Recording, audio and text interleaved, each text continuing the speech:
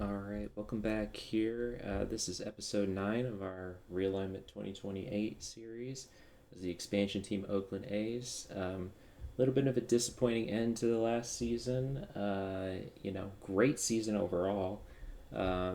We finished 95 and 67, winning the division.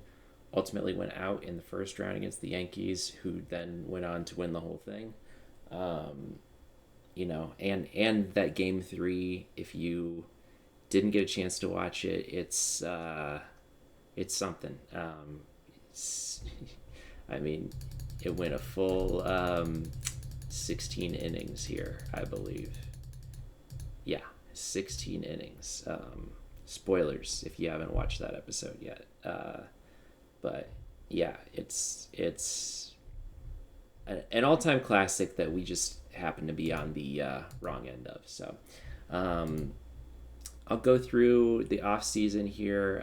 I've already started going through and doing some things. I figure, it doesn't make sense to do a lot of it here on camera. I've got my handy checklist off to the side here so I don't forget any steps. So I'll just go down here and kind of go through each category. International free agency, obviously, we've started scouting, looking at guys here. I think, unlike past years where I kind of went for um, quantity over quality, I guess. Lots of guys more than just one really good guy. There are some pretty intriguing prospects in this year's crop of guys. Dave Andujar is one where all these hitting ratings are really good. And Sutsumi, I think, is my favorite prospect of the whole bunch. Excellent hitting ratings and also really good defense to go along with that. You wouldn't hate him playing shortstop or second base, or he could play the outfield even. Yeah, and with those ratings, like that would be a monster of a player if he fully developed to that. Enrique Martinez also looks quite good, also can play a variety of positions.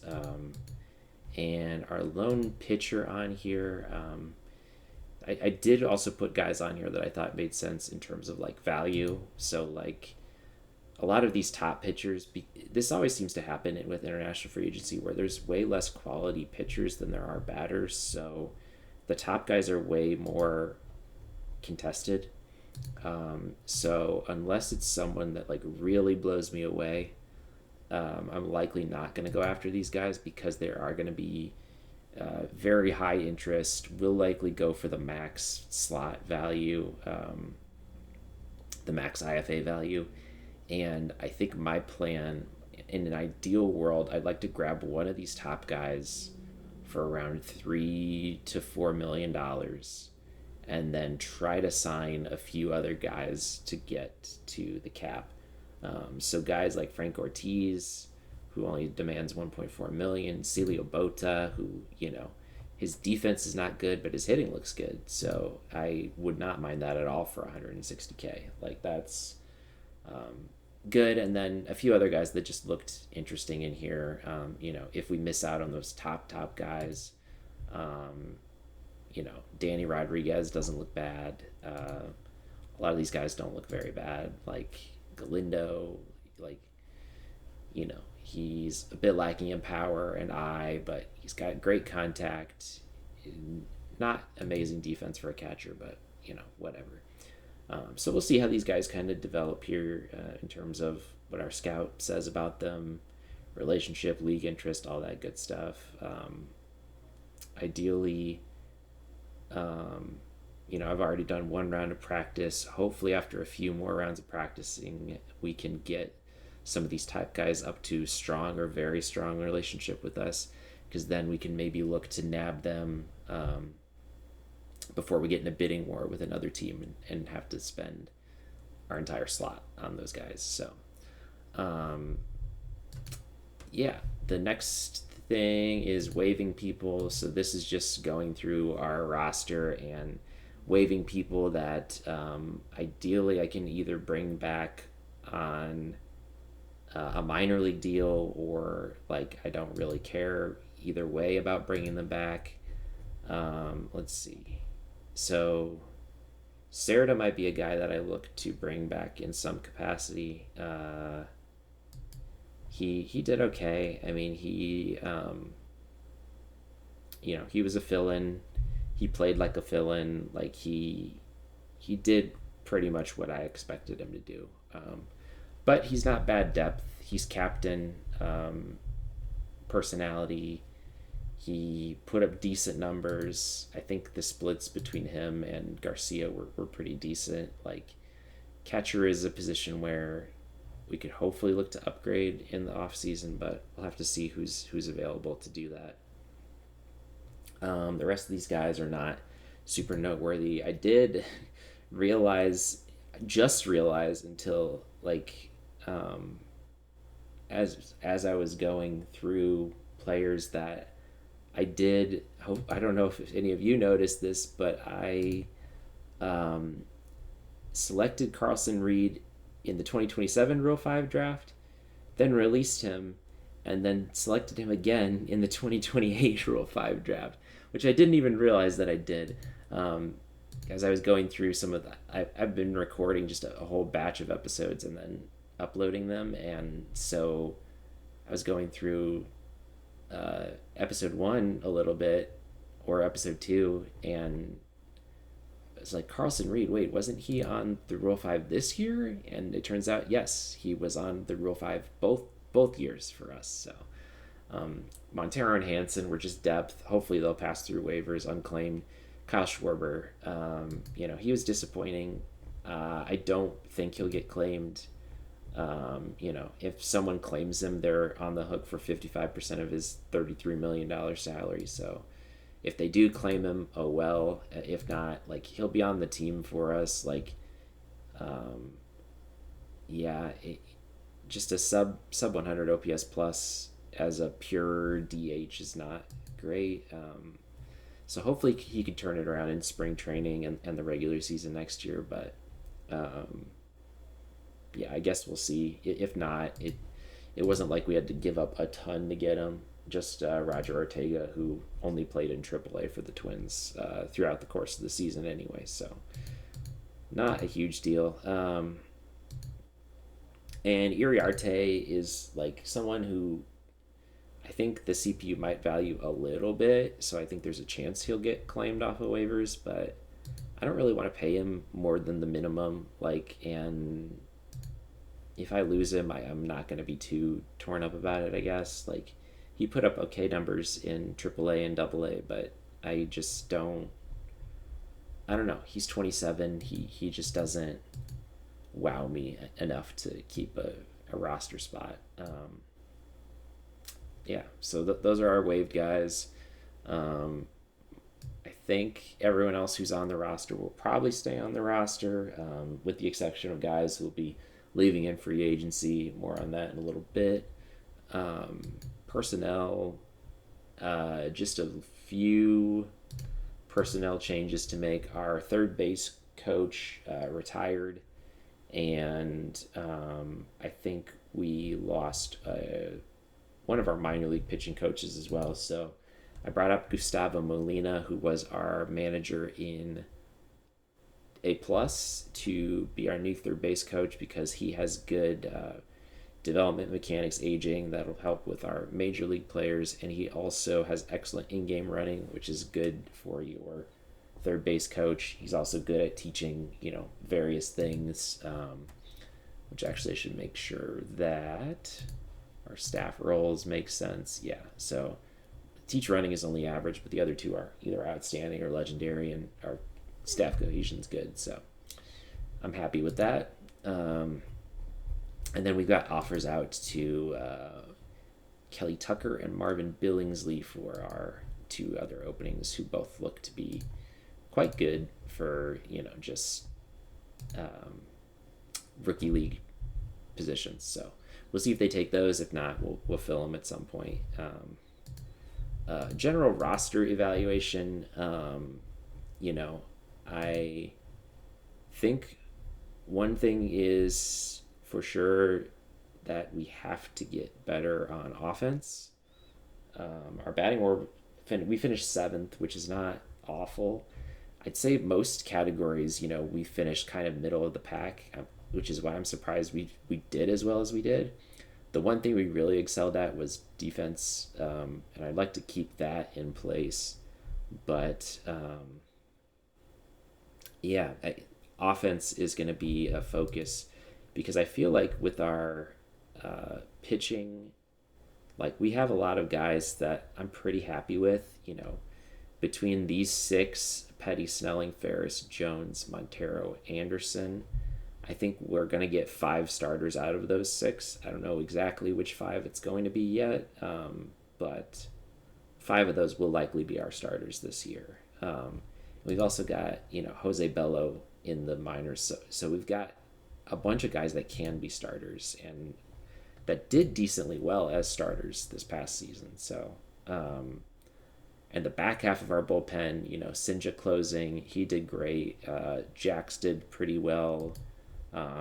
He had a $6 million option for this year that I did pick up because we are good on money, honestly. And Rope is our other setup man. And then the rest of our relievers, pretty decent.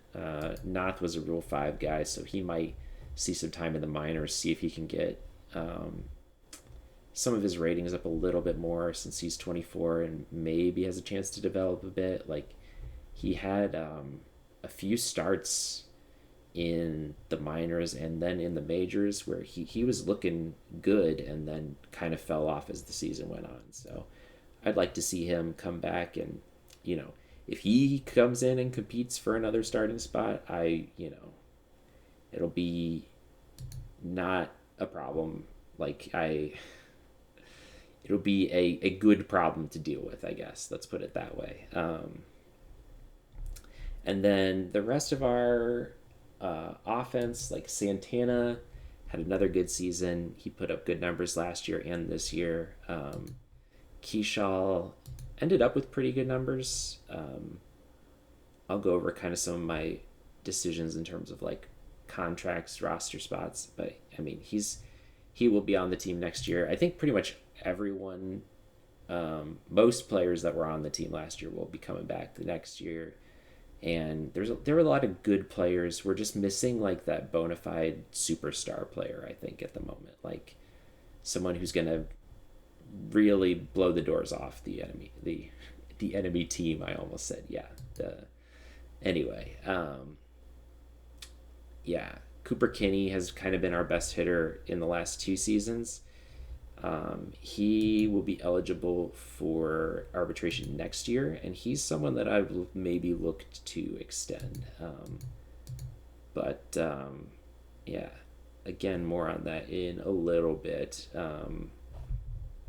Our development lab, not a whole lot of surprises here. A lot of our top prospects just going for a lot of easy-ish programs, kind of medium or easy, with a few exceptions. DeJesus, like, he needs defense. I like putting a few guys in for defense right away because that gives me a few spots open for a longer-term dev lab, like if we get interesting guys like in the Rule 5 draft or in free agency even potentially, like that I'd want to throw in here or trade, So it gives a little bit more flexibility that way, because I did mess this up last season, but ideally, like if you put guys in the lab the first day of the off season, you have exactly enough time to do a short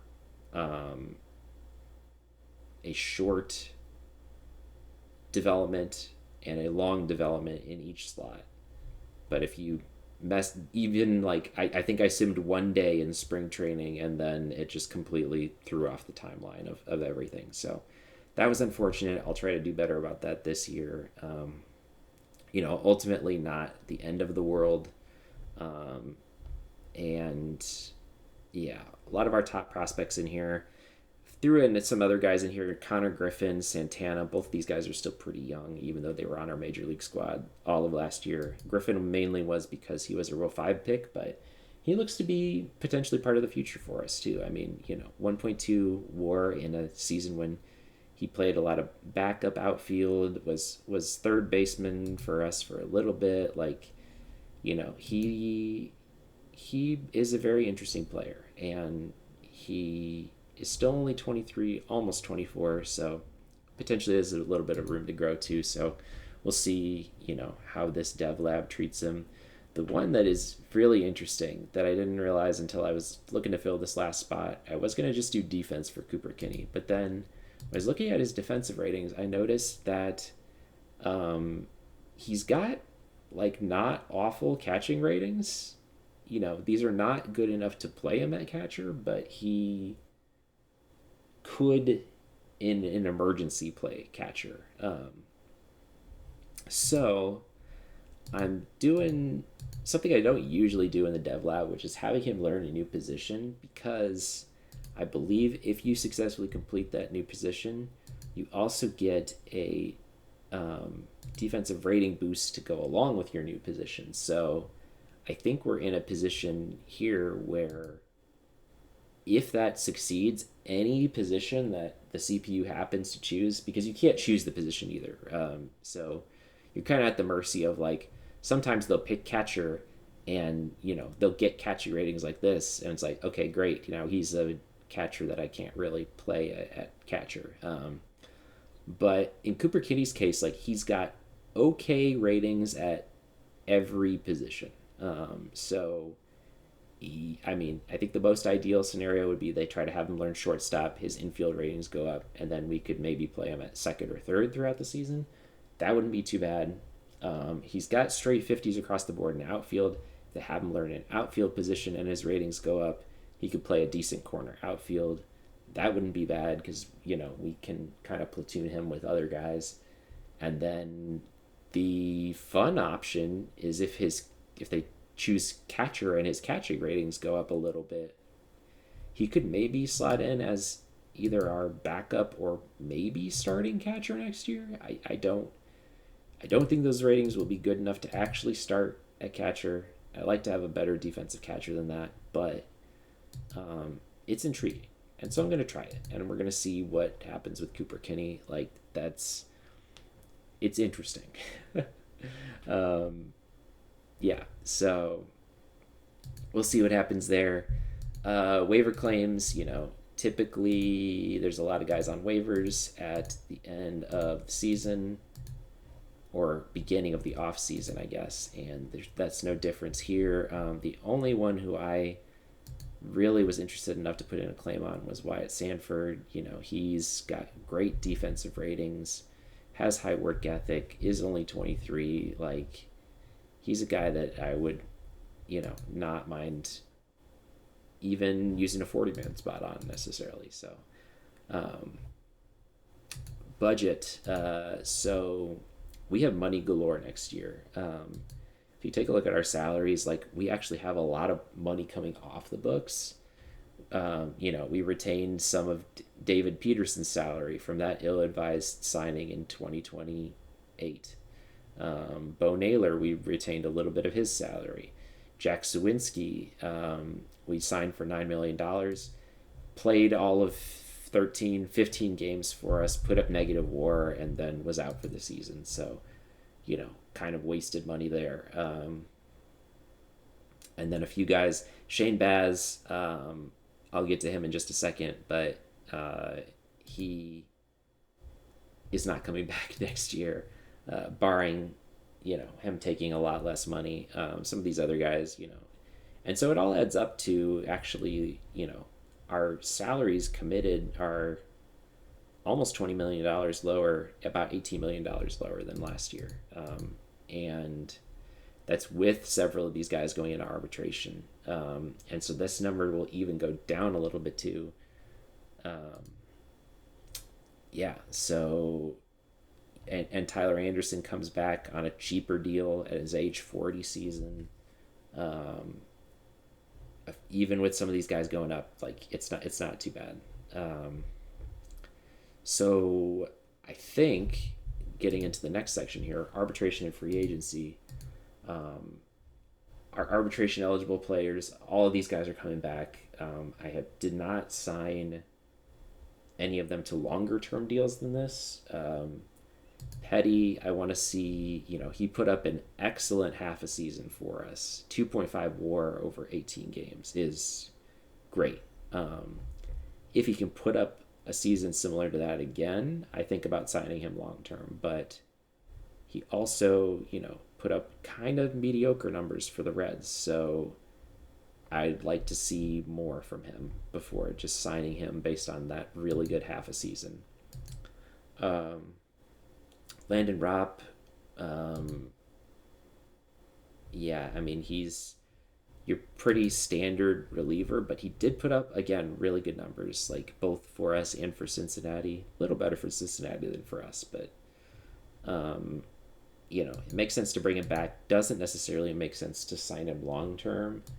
Um, we'll have to see. Keyshaw was when I thought about signing long term, but I was a little underwhelmed with how he performed for most of the season with us. You'd like to see that OPS be a little higher. Ultimately, still ended up with 3 WAR overall, and not a bad season by any means, but you'd like to see a little more before committing him to a long term deal. Again, kind of the same as Chase Petty, where I'd like to see a little more. Siani is 30 and, still putting up good defensive numbers in center field. I'd even say great. A step down from last year with the White Sox, but still an elite center fielder. Makes sense to bring him back. Doesn't make sense to sign him long term. Same with DeLuca, put up great offensive numbers, although he cooled off a little bit as the year went on. But he is 31. Doesn't make sense to bring him back long term. And then our 2 pending free agents, Sawinski, we already talked about.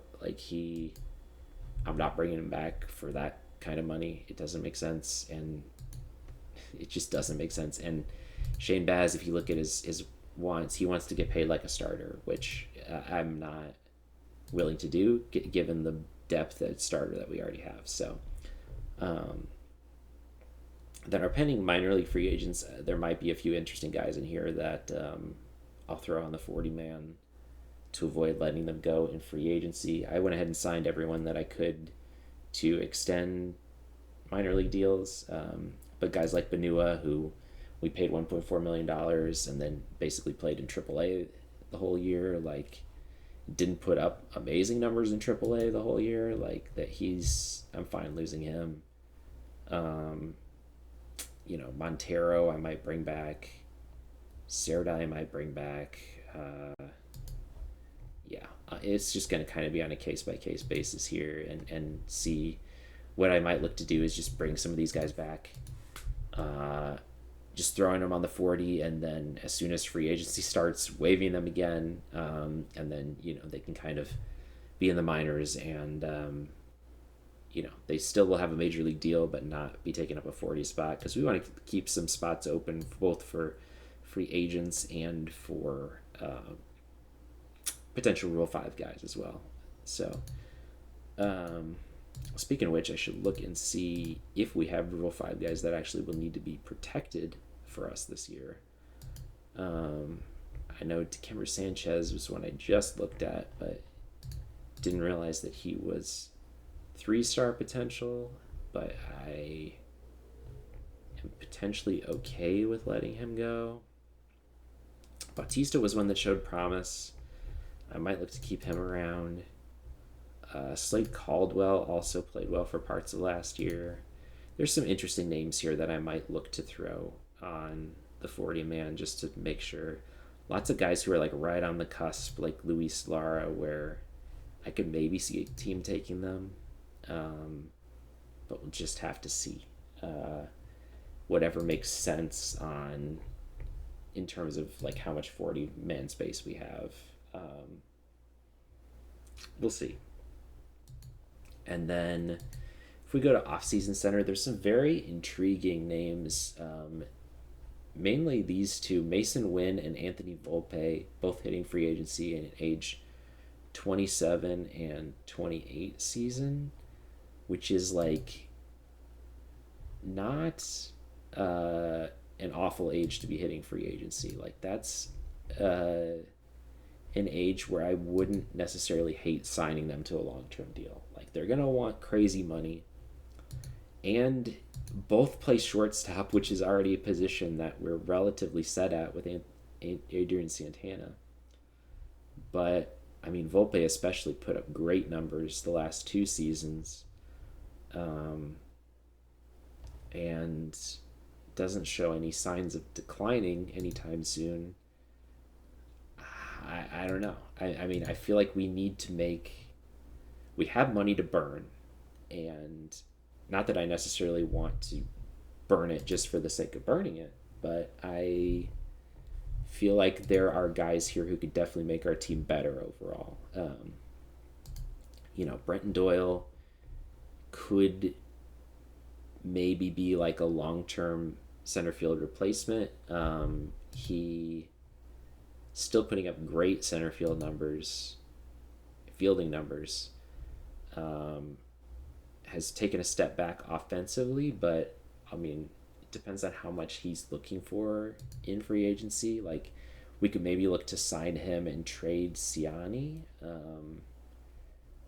Yeah, pitching wise, I think we're pretty well set. I don't feel the need to go after like Garrett Crochet. I mean, we could if the price makes sense, but I think probably is Hunter Green on the Rockies now. That's interesting. Um, yeah, I think it makes sense to go more for offense than for pitching, because that definitely seems to be more of the weakness of our team. Um, so that's kind of where we stand with everything at the start of the off season. Um, yeah, I just will go through here. I'll go through awards once those are simmed. I don't know if we have any guys that are going to be in contention for any awards necessarily. Like, we might well, Santana should win Gold Glove for shortstop, I would think, because he led the league in ZR, or at least he did for most of the season. He actually fell off a little bit. So behind Bobby Witt Jr. and Arias, who was he playing shortstop or second? They had him playing second for most of the year, um, so he may not even get that. But yeah, it's a weird team because there's not 14.3 ZR though, so he was like right behind them. I think if we go back to standings, yeah, pretty close up there. And yeah, just our record, it seems like, just based on how we finished in different categories, that our team should have been worse than 95 and 67. Like, I'm interested to see, like, did we, yeah, so our Pythagorean differential, like, would seem to support that. We were +8, did 8 games better than our Pythagorean, so that makes sense. We were a little bit of a lucky team. Not as lucky as the Reds, who finished a full 9 games ahead of their Pythagorean differential, which would have projected them to be an under 500 team. Wow. But yeah, second luckiest team in baseball, I'd say. But sometimes luck is what you make it. So I'm gonna consider that a win for GM and manager of our team, which is me. So the manager of the year award might go to me, like, if there's, well, we did have 200 win teams though, but taking a team from second to last in the league to the playoffs, like, I feel like that would win you manager of the year most years. So we'll see how the voters value that. And yeah, I don't know if there's any other interesting awards to look at. Yeah, so we'll just go through here. Um, yeah, definitely kind of keep you up to date on what my plan is for free agency. We've got just a ton of money to spend. Um, and I think, doing as well as we did last year, it makes sense to spend it. I just want to spend it in a way that makes sense, in a way that will make our team the best it can be, with who's available in free agency too. I think ideally, if there was an elite catcher available, that would be who I'd gun for. But I don't know. Are there any even good catchers available in free agency this year? At least in the top free agent, no. So um, yeah, I don't I think that's going to still be a tough position to fill unless we could trade for one. But I can do that and see. Yeah, let's just see here on camera who was at least a 3 WAR catcher last year. Eduardo Tate. Yeah, I mean he looks incredible. He had 5 WAR. Um, yeah, I mean they're gonna be set. And Austin Wells, I think we've looked at him before. He's putting up consistently good numbers. They have him through 2031. Um, Drew Romo, OOTP legend, led by his extremely good defensive ratings. Um, the D-backs have Gabriel Moreno through 2031. Yeah, I mean, I don't think any of these guys are going to be traded anytime soon. Like, would they even consider trading Drake Baldwin? No. No, they would not. All right. So, catcher's going to be one where it's going to be a hard position to fill, which is part of why that, playing with Cooper Kinney is interesting to me, but we'll have to see how that works out. That'll kind of depend on dev lab things. So, I'll keep going through the off season, kind of stop at points that make sense. We'll definitely show the Rule 5 draft. We'll definitely show international free agent signing. Yeah, and other interesting things leading up to the start of spring training. So stick with us, and I'll talk to you soon. All right, so I've gone ahead and simmed through all the awards. I have this trade pulled up. I'm not actually going to make this trade right now, but I've just been doing some thinking about kind of what the best path forward for the team is. And I started looking at, players, um, catchers with really good framing runs saved, um, catcher framing runs. And for the most part, a lot of these guys are not very gettable, but someone like Patrick Bailey, I think, makes a lot of sense. Potentially, Brady Neal, if they'd part with him, he's only 25.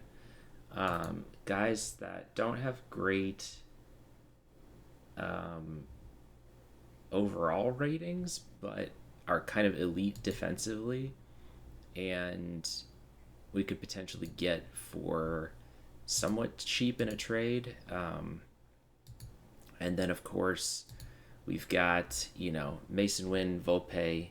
I think both of those guys will be guys that we take a look at and kind of see what the price is on them. And Brenton Doyle is a guy I'm very interested in too, because we've got Ciani, but if we can sign Brenton Doyle, I mean, he's kind of just Ciani but better. Um, he's about the same age, a little younger, I believe. No, actually, Ciani's slightly younger, but slightly better hitter, slightly better defense. And so if we were able to sign Brenton Doyle, that would open us up to make a trade something like this. Siani and some relievers that, Corella, I don't really mind losing. Iriarte was a guy that probably won't even be on our team come free agency because I waived him and no one claimed him. So I think doing something like this makes sense because there's not really any strong catching free agents available. I feel like that's usually the case, but yeah, we'll have to see who's out there in free agency. If there's like one of these guys that we can nab in free agency, then maybe I won't do a trade like this. But just kind of brainstorming and thinking about how I want to approach free agency, because I think this is going to be a free agent period where we're actually pretty active. We've got money to spend. We're a team that made the playoffs last year. I think it makes sense to try and bring in some free agents, especially on offense, to make the team better. So, that said, let's go ahead and go to league news, and I'll go through the awards here. I haven't looked at these yet, so we'll see. I do know just one of our players made it through. Cooper Kinney got the Gold Glove at first base. It's kind of I don't want to say a consolation prize type of thing, because like if you have a good fielder, you're probably not playing him at first base. So and of course Bobby Witt Jr. did end up beating out Santana for the Gold Glove, which I understand. Like, he has better ZR, probably better ratings overall, is a much better player overall, had an MVP caliber season this year. We'll see if he actually won the MVP. But yeah, Vance Honeycutt, that's interesting. He's a guy that is just a quad A kind of player and won the Gold Glove for them. I guess, he put up excellent fielding numbers, so you go Vance Honeycutt, I guess.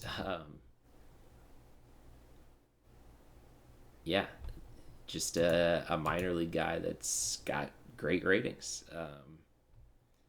And Sebastian Walcott is not a name that I'm super familiar with. Okay, so he's a top Rangers prospect currently, and is just, becoming an absolute beast for them at age 23. He's already put up 3 seasons with over 2 WAR at age 23. So, yeah, that's the type of guy that you'd like to lock up long term. Anyway, any interesting names in the NL in terms of Gold Gloves? I don't really see. Cameron Cawley, I feel like I had him in maybe my Rockies save. I think I traded for him, and he was. I think I actually got him on waivers in my Rockies save, and he ended up being quite a long-term player for us.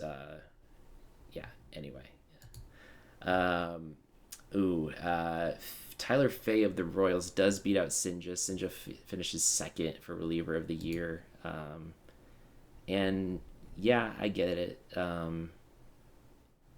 The save numbers aren't as good. Sinja had led the league in saves at 52, but Fay had a better ERA.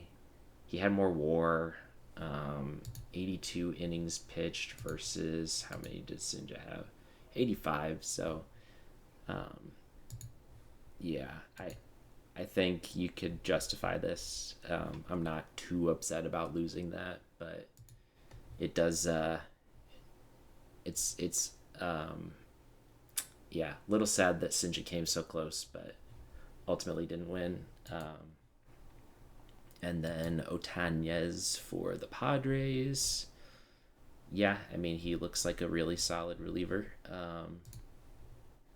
Suarez for the Reds. He was a guy that I think I looked briefly at trading for, maybe, when we made the trade for Chase Petty and Landon Rope, because they were both on Cincinnati before, and yeah, didn't end up doing that. Platinum Stick winners. No one on our team won. Not surprising. We were pretty subpar offensively this year. Gunnar Henderson with a 9-WAR season. Still didn't lead the league in WAR with 9 WAR this season. Who did? Let's see. Oh no, he did. Just didn't lead. Oh, why isn't it? Oh, okay. I just needed to scroll down. All right, that makes sense. He will probably win MVP, if I had to guess. Him or Bobby Witt, from what I've seen so far. And then, yeah, Michael Harris has a strong case again this year, although they don't like Michael Harris, apparently. Ohtani, I think they're just using him as a batter now. Yeah, he didn't pitch at all in 2029, despite, I think, still having decent pitching ratings. Yeah, like, he could still at least be a reliever for you, I think, if not a starter with these numbers. But, if your DH puts up 6.7 WAR, you're not really going to complain about that either. So, yeah, let's see. AL Rookie of the Year. Did we have any? Jose Bello got a few consolation votes. Not surprising that he didn't win. Randall Diaz, yeah, he had okay numbers. He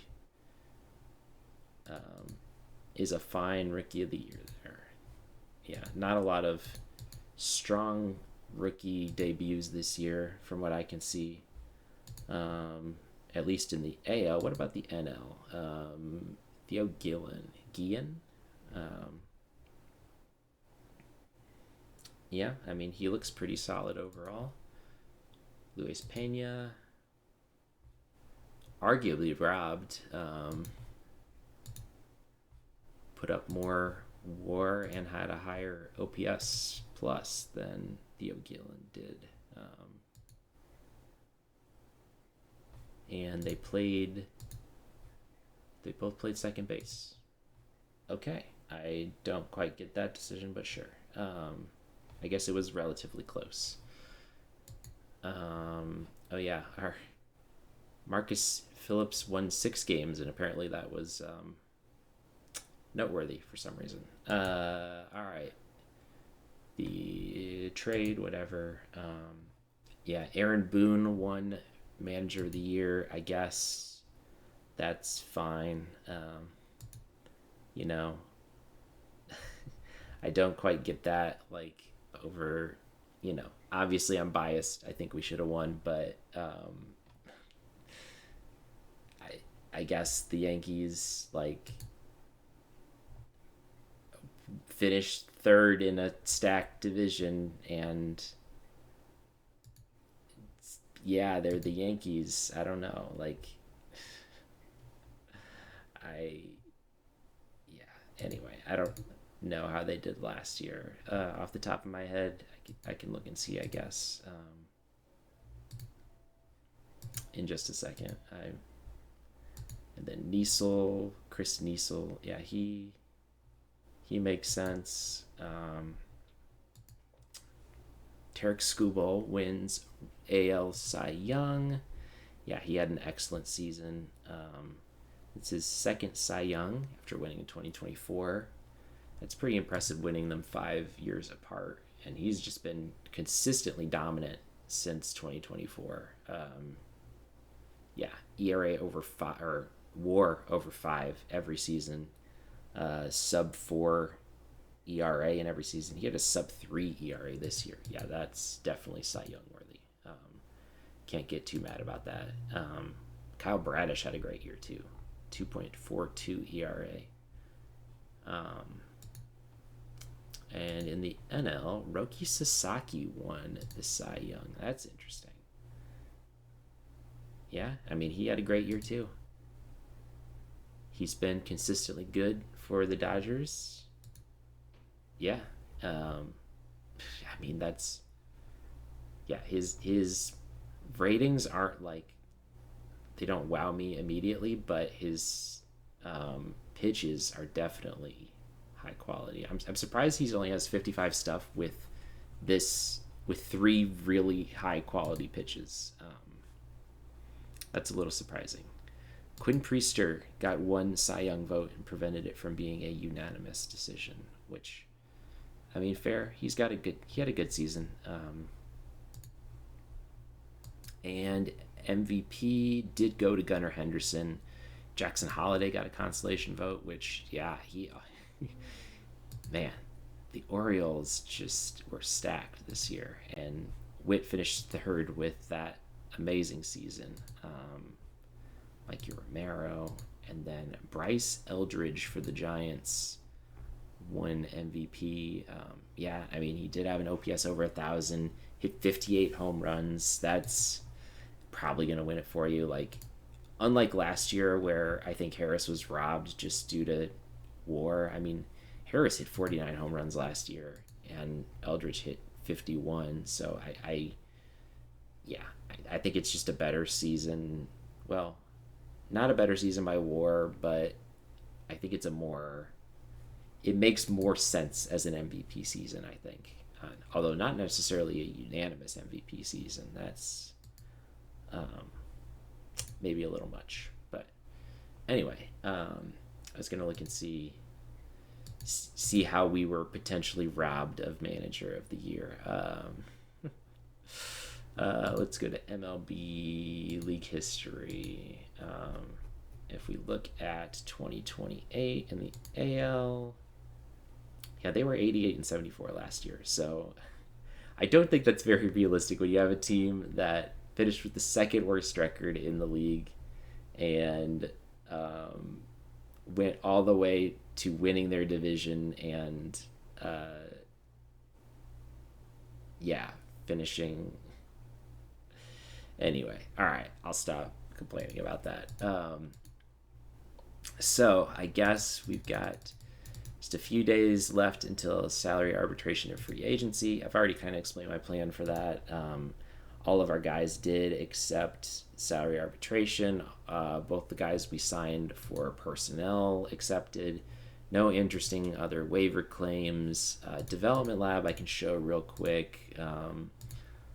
We've got kind of a mixed bag here. DeJesus is excelling, which is great. He needs better outfield defense. Davison and Sharpton both on track. Everyone else is frustrated. So hopefully some of those numbers come up here over the next few weeks. And we'll be able to see like a visual report here at the midterm as well. So let's see how that goes. And in terms of arbitration, I think there might be a few of these guys I look to put on the 40-man, as we do have 3 spots open at the moment. Kyle Schwarber refused to accept a demotion to the minors, so he's back on the 40 for now. I may look to just outright release him at some point if I need the 40-man spot. Wyatt Sanford, we did go ahead and throw on the 40-man as well because he was a waiver claim and tried to pass through waivers again, and unsurprisingly, he was claimed, so he's on the 40 for now. I don't know if any of these guys. I think maybe like Montero, Cerda, and Lesko. I might just like throw on there and then waive once free agency starts, just to like potentially keep them around for another year. Everyone else I don't necessarily mind losing. Don't really want to commit to a major league deal for most of these guys. Gabriel Gonzalez, I guess. No, he's been pretty mediocre both at the major league level and at AAA, so I don't particularly mind losing him. Especially since I don't think I mentioned we had Yanquiel Fernandez, who started off the year hot over his first 127 plate appearances, like did pretty decently well, and then had that injury where he broke his kneecap and missed the rest of the season. So We still have him waiting in the wings too as a potential outfielder slash DH. I'm keeping him on the roster for now. And Burkholder, yeah, we're pretty. We've got a lot of depth at outfield, not a lot of elite talent. So we'll need to see how free agency kind of shakes out here. But yeah, I will let you know what I end up doing in terms of the start of free agency. Yeah, I think the start of free agency is going to be the next interesting thing to show. So I'll go ahead and sim to that, and I'll see you soon. All right, quick dev lab update before free agency. We are still looking good into Jesus at the halfway mark. Has a chance to finish with excelling, so obviously we're leaving him in. Kinney we can maybe pull out, but I think it's worth, just leaving him in and seeing if he manages to pull this up, learn the new position. Yeah, no sense in just cutting that. Like if it was closer to here, maybe I'd think about it, but I'm gonna let it ride and see how it goes. So I will go right back now to simming to free agency. All right, so I'm jumping right into free agency here. I wanted to cut in and show this because I figured some people might be interested in the contract breakdown here. We're putting in an author in Anthony Volpe. I'll kind of go through the logic behind this in just a second, but I feel like this is not bad value for him at all. In terms of it's a 5-year deal with 2 team options. He's got an opt out after 5. If he opts in, then we have the option to pick up both these team options. So, even if he completely busts, we have him for 5 years. It's front loaded, so it's gonna not be as bad even into his age, 32 and 33 seasons, and hopefully his decline is such that we would maybe even want to pick up these options. So, and then the bonus for MVP and All-Star, if he hits those, cool. It's not a huge deal either way. Average annual value, 35.6 mil. I think that's fair.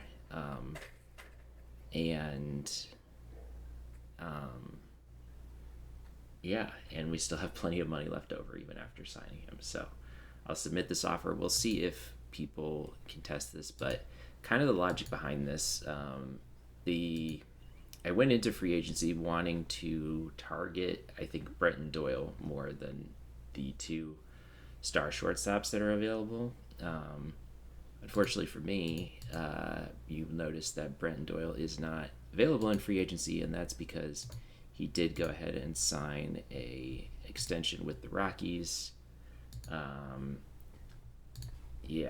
5-year, $117 million extension. I feel like that's also pretty decent value for him considering what he brings with his glove, and not a terrible bat either, although he kind of had a step down last year. So we'll see if that works out for them. I don't know if that would have been the kind of money I offered him, but we'll see. Between Volpe and Wynn, it's a tough decision because there's pros and cons to both. For Volpe, he does come with a compensation pick loss, which sucks. He's also slightly older than Wynn. Wynn is 27, about to turn 28, and Volpe is about a year older.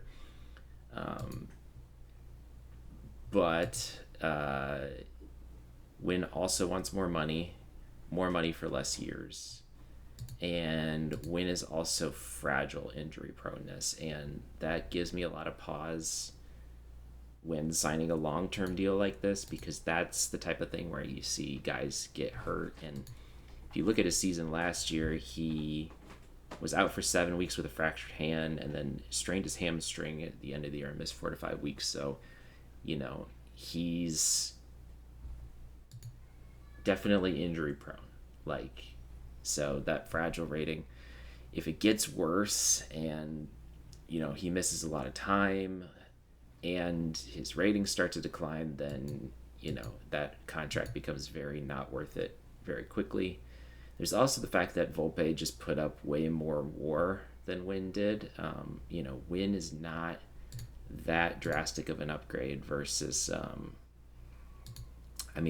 Probably we are looking at Zanatello here, either Santana or Zanatello, because I'm thinking one of those guys, if we sign Volpe, will likely be traded. We kind of have a plethora of infielders at that point. So, I would then look to move one of them potentially for a catcher. As I suspected, there's not much interesting in terms of catchers available in free agency. Top free agents are Bo Naylor. We tried that before. It didn't really work for us, although it kind of did for New York. Not really interested in bringing him back. Shea Langoliers is an option, but not a long-term option.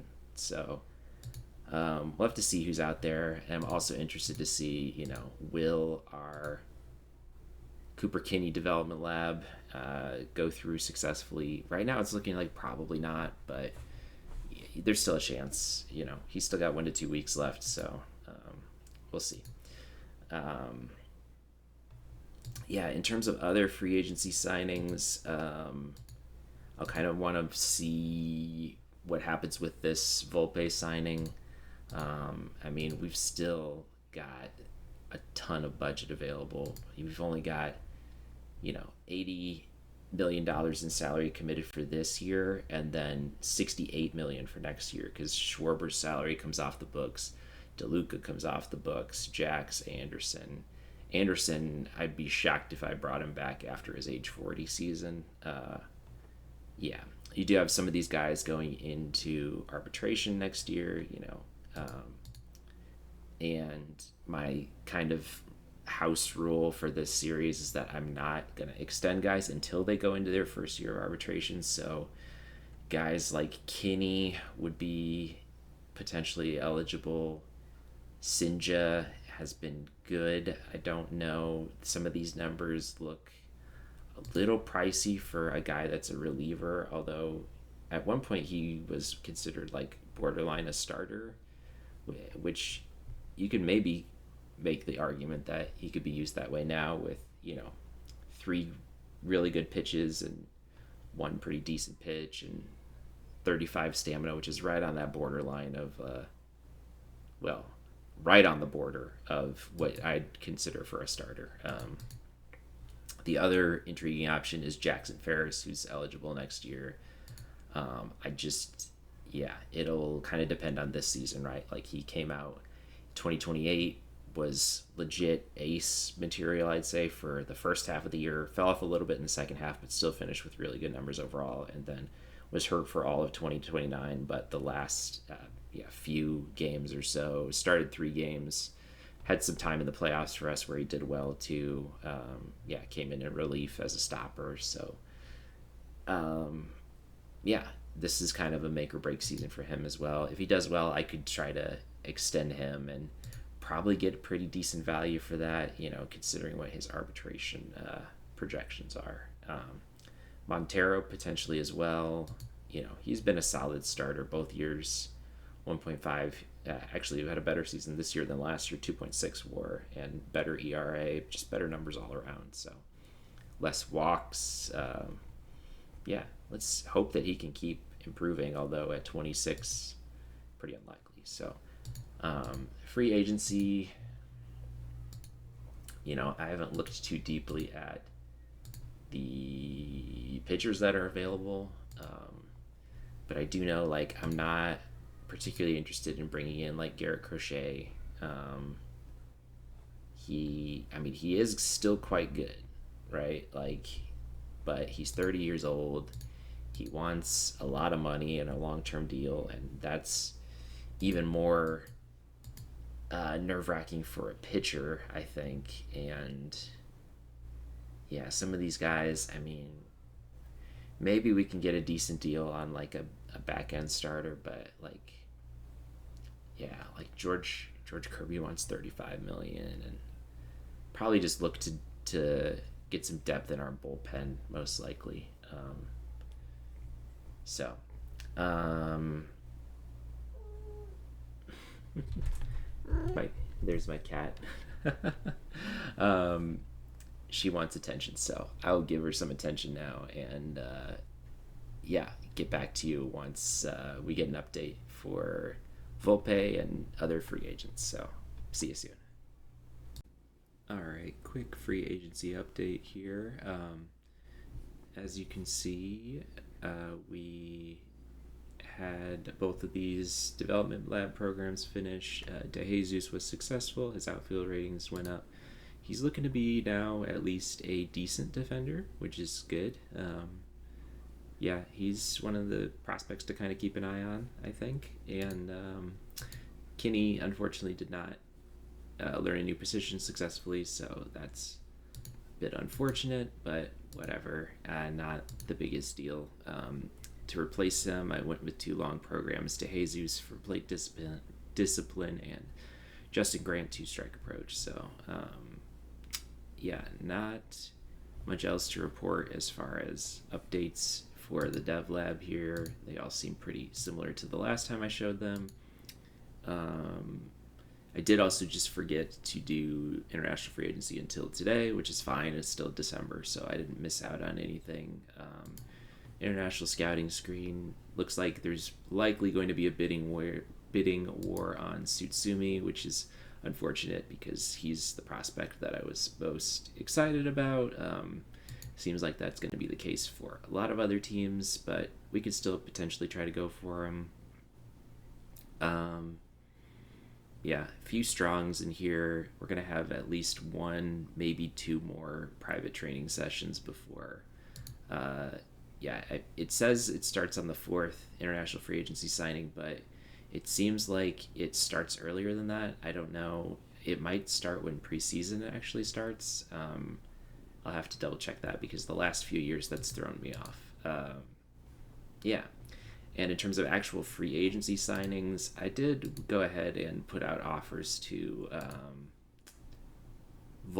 obviously Volpe, who currently favors our offer, and then Whitlock and Snyder. Both of these guys put up pretty good numbers as a reliever last year, and both of them have been pretty consistently good as well over the last few years. You can see Snyder's stats for the Cubs, and his FIP looks good as well. So these are the type of guys that I don't mind extending offers to, especially when they come really cheap, less than just over $1 million a year, 1 year deals, like very low risk kind of deals.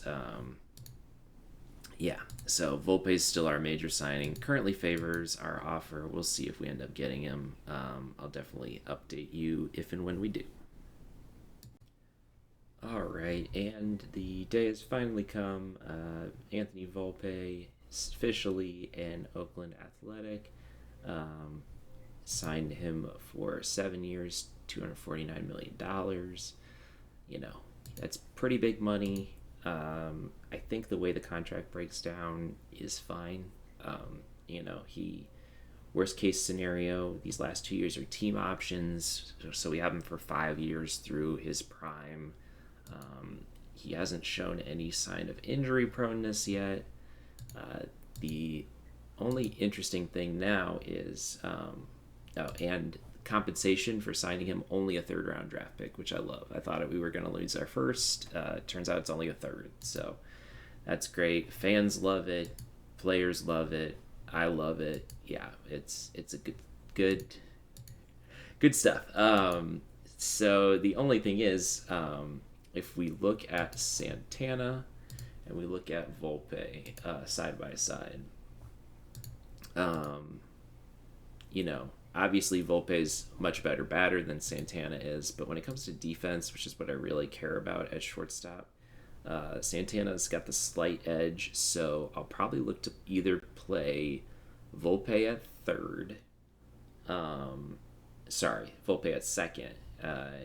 He's got, a 75 rating at second base. That's pretty spectacular still. Like, I'm more than happy to do that. You lose a bit of his value from playing him at shortstop, but yeah, I think his bat more than makes up for it.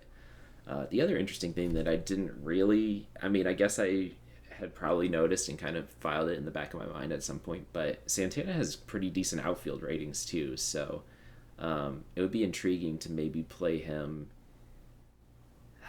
Yeah, I mean, when you have an elite shortstop, though, like I feel like you just have to play him there, like elite defensive shortstop. That is, but he could play like a passable center field and good outfield as well. So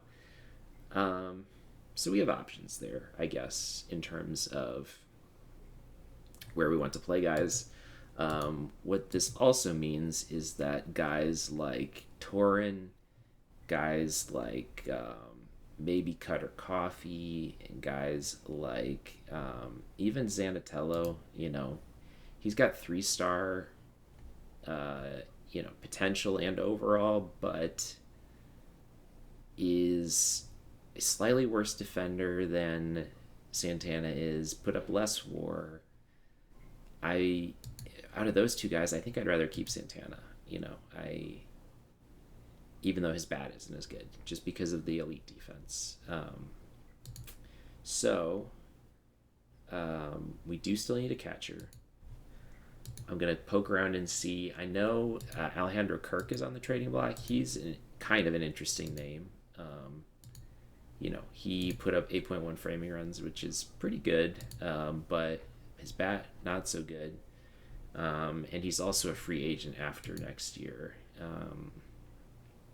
I'll probably look at, again, exploring that Patrick Bailey trade, or even, yeah, let's just go ahead and do this. I'll go ahead and do this on camera. Why not? We'll look for catchers with at least 50 defense, put up at least, I guess, well, yeah, at least 3-star potential, we'll say. No, at least 2.5-star potential. And yeah, we'll do that as a search. Okay, that brings up probably too many guys.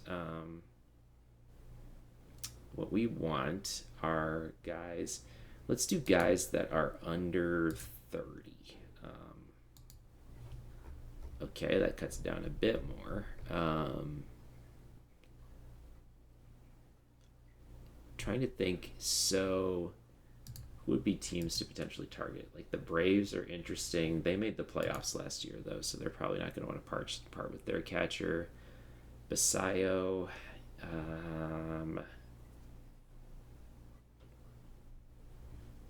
Yeah, and let's go ahead and do catchers that had at least one WAR last season, too. Still quite a lot. Patrick Bailey was a name we looked at before. Ivan Herrera is a bit interesting. Moises Ballesteros, he's more of a hitting, although his catching ratings have actually been decent. Who did the Cubs trade for him? They traded for Jeff Hoffman. Okay.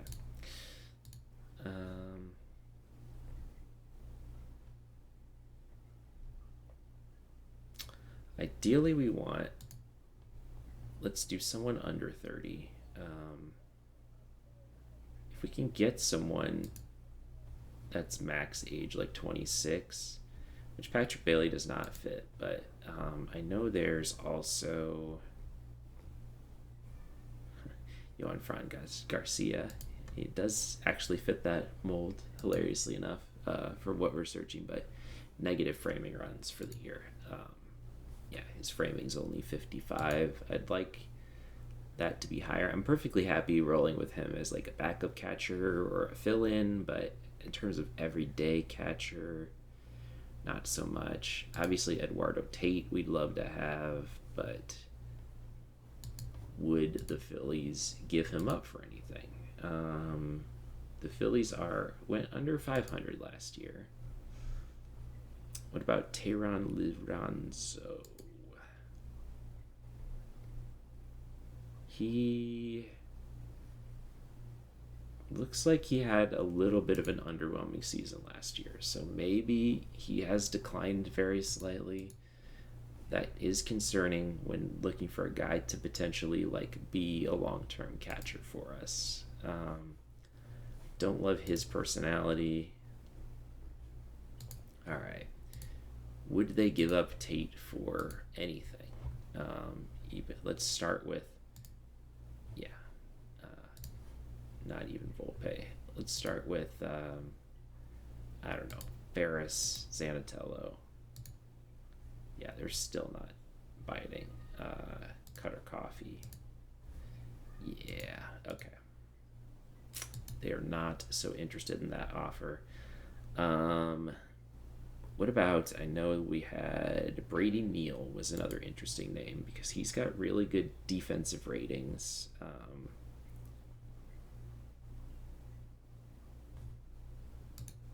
Yeah, had 11.5 framing runs. He is fragile.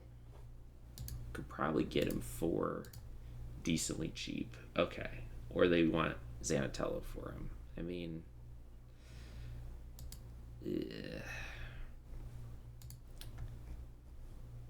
Jackson Merrill.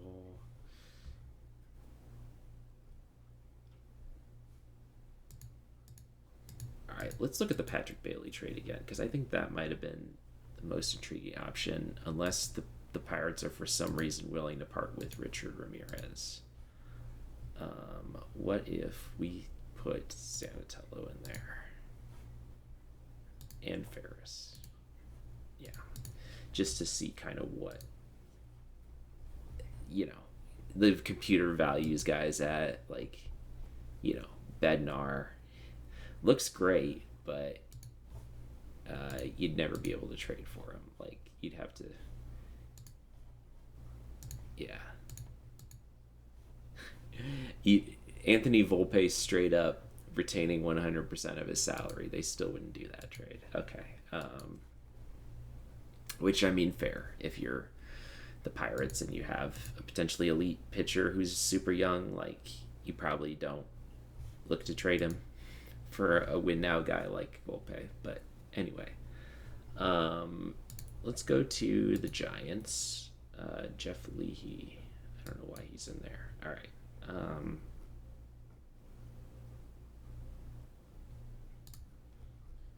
So we go and find Patrick Bailey.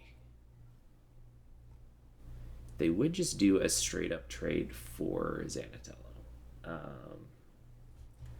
What about if I throw in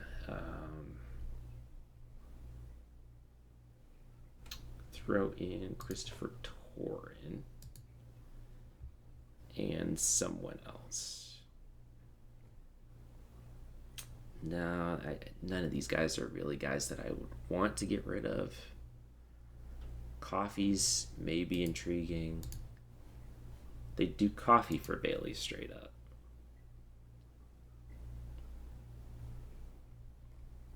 I mean, Coffee was decent last year.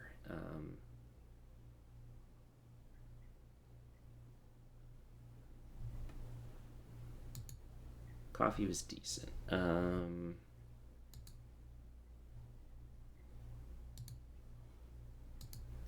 Zanatello was better than Coffee last year. I'm just trying to think, like, if the Giants are in win now mode, which is fair, could we do Bailey and prospects for Zanatello? Like, are there any?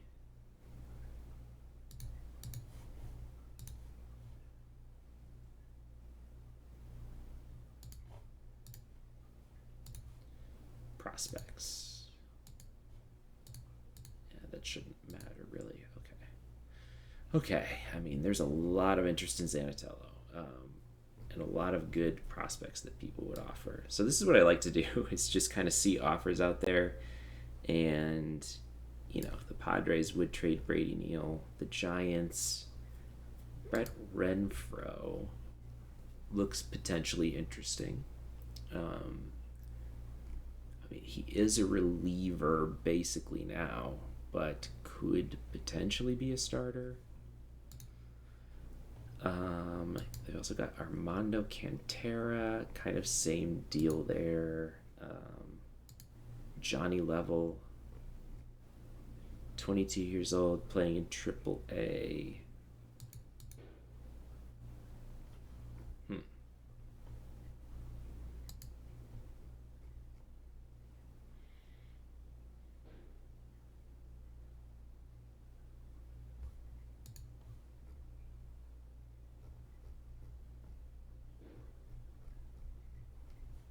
All right, what if I do ask for single player, catcher, prospects, and regulars?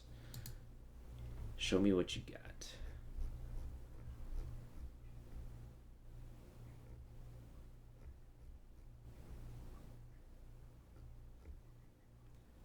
Just basically looking at catchers right now.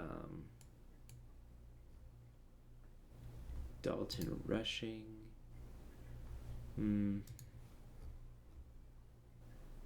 Mike Irish. Oh, right. He was one I looked at with low work ethic. Agustin Ramirez. He's okay.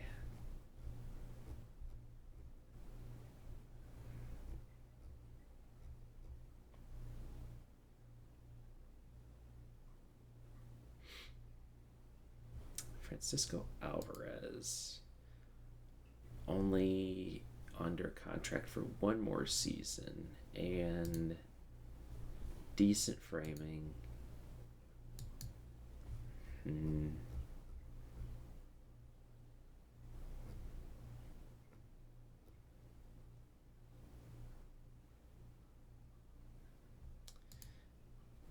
I mean, this is also, it's also worth noting this is the best season of Patrick Spaley's. Well, no, he had a better 2026 before slightly declining in 27-28, and then, but he's consistently put up at least 2 WAR in every season since 2025. But he is 30, so like, I don't know. I feel like I want a longer term solution maybe. Are the Rockies by chance offering Drew Romo? No. He's kind of the classic go-to defensive first catcher guy. Karsten Svem. He looks good. He was a guy that I think we look at drafting in 2027. He was on the short list, I think.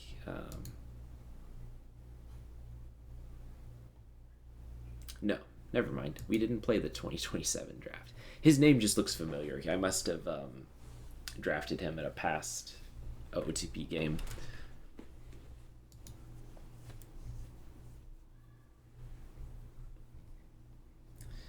Ooh, okay. So there are unfortunately not many interesting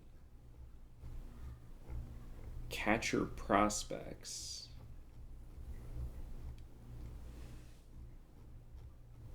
And the catcher that I'm most interested in, I think, is still Bailey.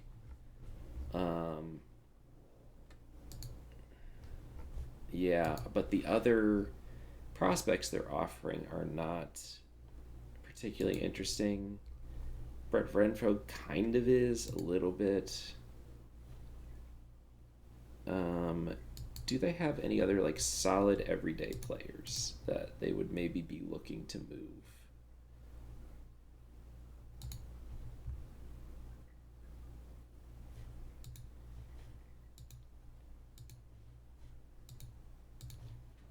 Let's see. Oh, well, they have Bryce Eldridge. Pretty sure he's untouchable. Diego Velasquez. I mean, he's basically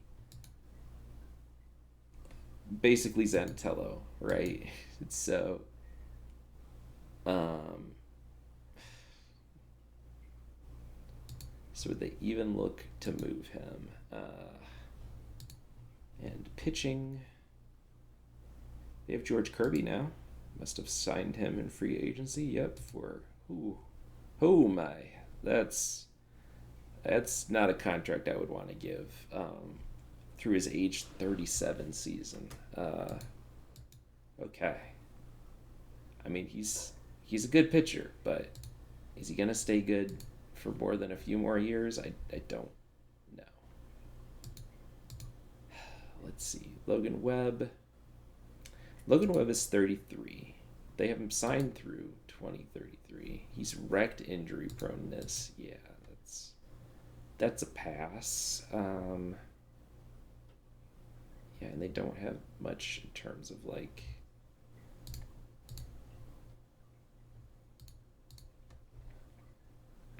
Yeah, I mean, I guess Brett Renfro's the most interesting pitching prospect they have, but I don't. It would rely on his changeup actually developing for him to be a good starter. And then if we go to the Padres, they have Brady Neal, Ethan Salas,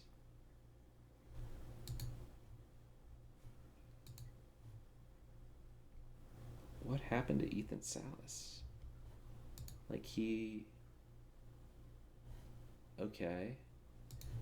Did they just... No, they brought him up and played him in 2025. He just hasn't... He must have declined. Man. Because he's still only 23. Yeah, I mean, I guess he declined a little bit. What are his fielding stats? He only played in 11 games. So was he hurt? Yeah. Broke his kneecap and was out for 5 months. Okay. That makes more sense. The season before that, he played 75 games, was worth only .8 WAR. Season before that, he was worth negative WAR. Okay. I mean, he's a consistently good fielder, so his batting stats must just be horrendous. Yeah, not great. Okay, so as I go back through a million pages, Leover Peguero.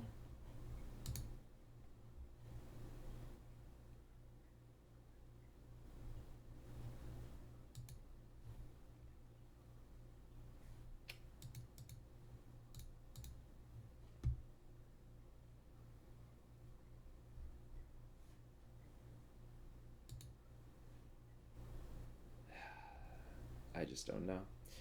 There's not...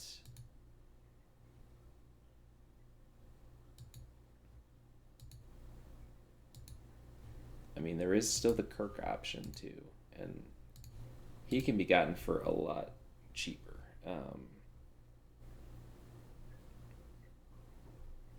Like, I would probably do Corella for Kirk.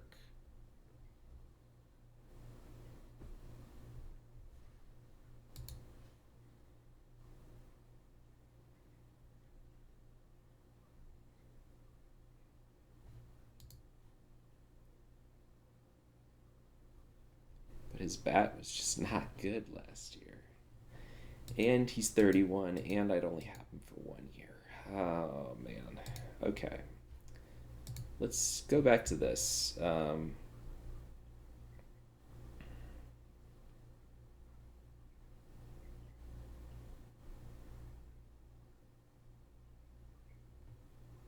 Blake Mitchell has high work ethic. Fielding stats not great. Bat is decent. In his first year of arbitration,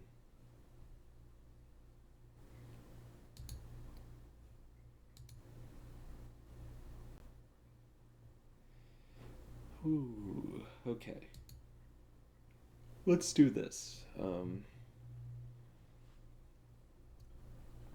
We'll just sort by framing runs. See what what would the Rockies want for Drew Romo? They will not trade him. What about Zanatello? No. Okay. Not interested whatsoever. Pablo Aliendo.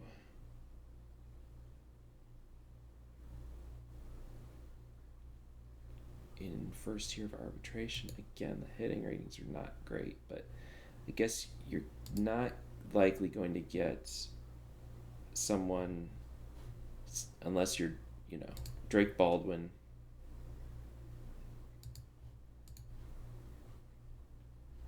Who's a good hitter and a good defender. I think I looked at this already and they just weren't interested in dealing at all. Even with Volpe in there. Well, okay. So obviously I'm not trading Volpe, but if I threw in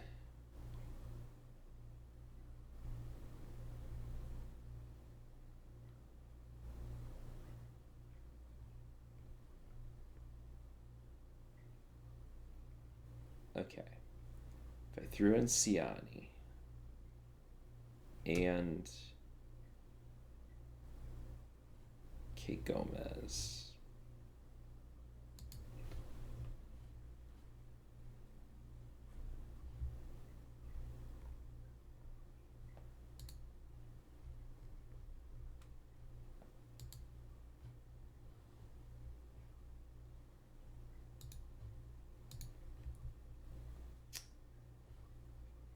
they do it if I included Garcia. I would prefer to keep Garcia. So what if I threw him in? Remove Gomez. They don't care about that. Remove Ciani. They do care about that. Ledbetter. They value him highly for some reason. Okay. Ledbetter. Ciani. Might be able to pull this off, actually. Although they still want Garcia.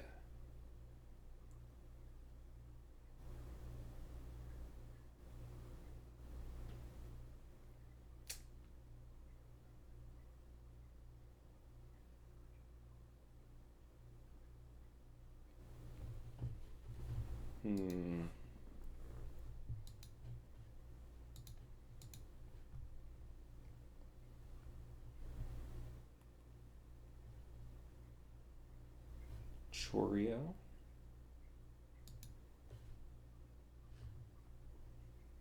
And Ciani. And Ledbetter. Minus Garcia. Needs a bit more. They really want Garcia. Okay.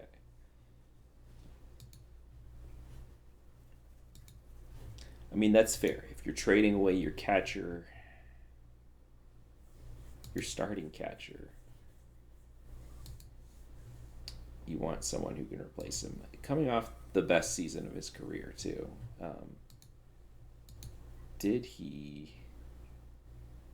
He didn't really have any stat improvements to justify that, but he did put up 2.4 WAR the previous season, which I'd be happy with that. It's just that we're giving up a lot to get him. Obviously, I could take that out. What if I take out... Man, I could even take out Zanatello. So what if I take out everyone but Garcia? Like what? They want Keyshaw or Volpe. Well, Volpe, I'm just going to go ahead and set to untouchable right now.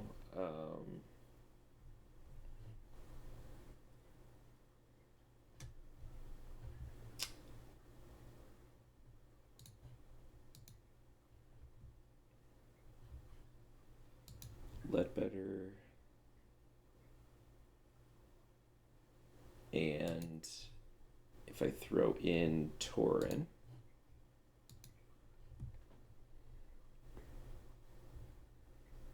Getting closer.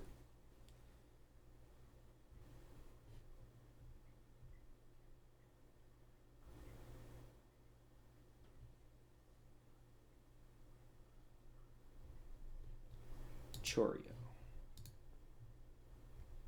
Getting very close. Serta. I'd like to keep Serta for depth.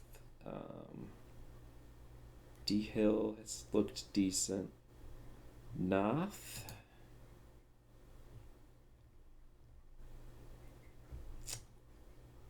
Still maybe has a chance to develop. Knowles.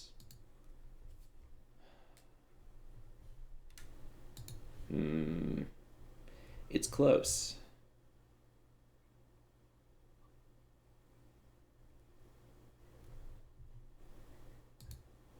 Paul Tubbs.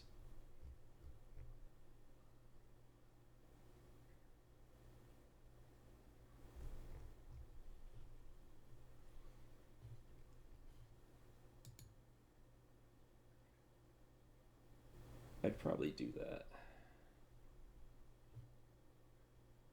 Dikembe Sanchez. Sanchez is an interesting name too because he's one that like is Rule 5 eligible, but we were also successfully able to waive him without anyone claiming him, so you know. Okay. I wouldn't mind throwing him in. So if we do that, take out Churio. Yeah, I can add Churio back in, I think.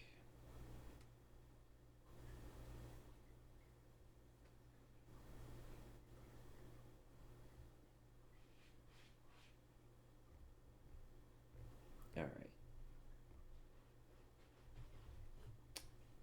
Let me finalize this and then I'll get back to the video. This has taken far too long and I apologize. All right, I think I'm going to go with this. They would have accepted Mordon in there, but I think he's kind of an underwhelming player overall. I've tried to, like, this is maybe slightly paying more than I have to for Baldwin, but I think this is still a good deal overall. And I wanted to make it more of a trade that, like, the Braves would maybe make in a real life scenario, I guess. So they're giving up Baldwin, and they're getting back obviously Garcia, his replacement. They get a good young player in Christopher Torin, who's kind of blocked by us right now. Projects as a really good defender. Can also get Slade Caldwell, who we actually got off of waivers, but put up pretty good numbers in the minors last year and is only 23, so he's still got a bit of room to develop. You would expect they'd want some kind of prospect type back, and he's a guy that's like, AAA, almost pro ready already. Sanchez is another guy that's pretty much like that, where, he's right on the cusp of being major league ready. He is 25. We, again, got him off of waivers, but I think that makes sense. And then Colton Ledbetter, they value highly for some reason, and I'm okay with that. So, again, this might even still be, a bit lopsided in our favor, but the Braves free up some money by not having to pay Baldwin. They get several good young players in return. No one great, but they get more depth this way. Yeah, and they retained a little bit of his salary, just because. So, I think that's it. Going to be our catcher trade. Drake Baldwin, welcome to the A's. And our fans are ecstatic that we signed Drake Baldwin. I'm pretty happy too. So, let's see. What does our lineup look like now with we're going to have Volpe playing second, most likely.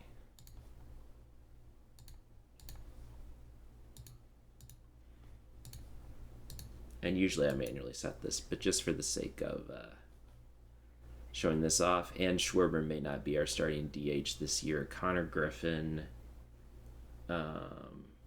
probably will be in the outfield instead, especially over Chorio. So, yeah, let's go with that lineup. Cutter Coffee as our starting third baseman. Cooper Kinney so Baldwin behind the plate, Schwarber DH, Coffee, Santana, Volpe, Kinney, and then in the outfield we've got Keyshaw, Siani, and Griffin. That's a pretty solid lineup. Yeah, and OSA agrees. Like most of our guys, with the exception of Cooper Kinney being 28th in the league for some reason, even though he was an all-star last year, is kind of mind-boggling. But okay, sure. Yeah, most of our guys are pretty decent at every other position. So, yeah, that's pretty good. I still might look to trade Zanatello, given that he's blocked, and I feel like we've got Mooney that can be our backup kind of utility type of guy. I don't really need to keep Zanatello, especially if I can get something good in return for him. So I'll shop him around and see if there's a good,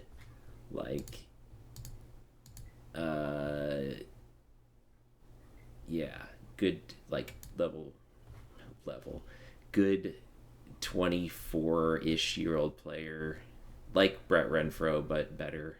I mean, Karsten Swim is an interesting name. He's 23, playing for the Cubs. Hasn't played above A ball, but does project to be a pretty good pitcher.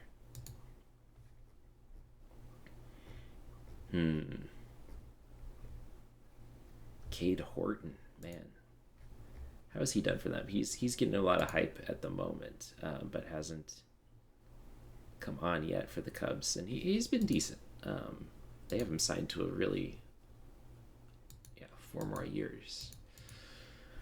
John Clevenger, they drafted in 2028, so last year. He might have been a name that we looked at as well.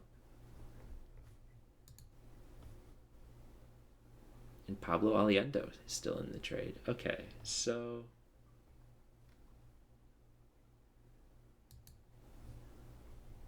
if we do Swim,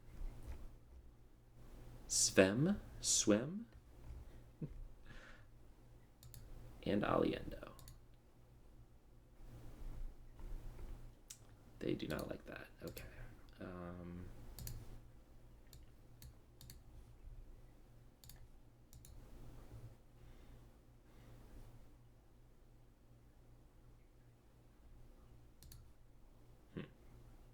All right. Well, I'll keep shopping around here and seeing. This is an interesting offer. I definitely, if I'm trading for a prospect, I'd want it to be someone who's fairly close to being pro ready. He could probably start the year at AA and be fine. Yeah. And be kind of on the same timeline as our other top prospect, TJ Strapatopoulos. Yeah, that would be intriguing. I'll think about that. I'll let you know. All right, so I think I'm gonna roll with this trade. It seems roughly fair to me. The Cubs are still. They made the playoffs last year, I believe. Yeah, they won the division last year, 84 and 78, but did lose. Where are league history? Yeah, did lose in the first round to the Braves, so they might be looking to shake things up. They get back 2 quality major league players in Zanatello and Fernandez, both of which are kind of just blocked by other players in our roster at the moment, and would kind of be backups types. Zanatello especially deserves to be a starter somewhere. We could look to play Zanatello at either second or third and then trade Coffee instead, but I think one of those guys should probably be traded, and I think I'll get more value for Zanatello, just given what I'm getting back here. So the other guys, Charles and Hansen, are both just like kind of quad A players, 26 years old, like depth, which is never bad to have. Tubbs is 24. He's a pure reliever with just 2 pitches, 30 stamina, and 24 years old, hasn't played above the minors, so I don't super mind giving him up. And then Coffer is catcher,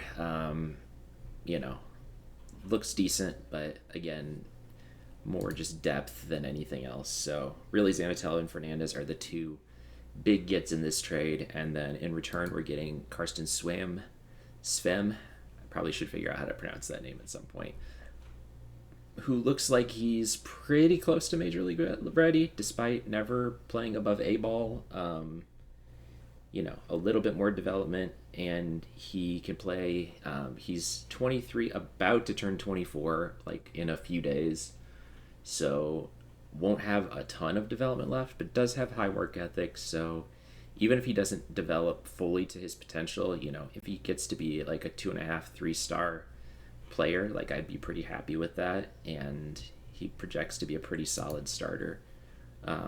Quintero is another interesting player. He is someone that I would love to have in a backup outfield kind of role. He didn't put up great numbers with the Cubs last year, over 95 plate appearances, but I am intrigued by his defense.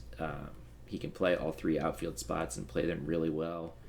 And you can see that in AAA, he put up great defensive numbers in center field, although not as good in center field for the Cubs, although he only played 7 games for them there. So, in terms of, we're trading away Fernandez, and so I have getting back a little bit of outfield depth. I don't mind that. Like, he's more of a backup outfield type. Gutierrez is just a pure prospect, he just looks interesting. Sorry if you hear my cat playing with her toy in the background. And then John Clevenger is another like really interesting pitcher who's close to being ready, I think, despite only being an A ball. Like, he is currently set to be a reliever, but obviously we'd want to use him as a starter. He could probably play in A+ or AA to start the year. He is a little bit younger, so has a bit more development to go.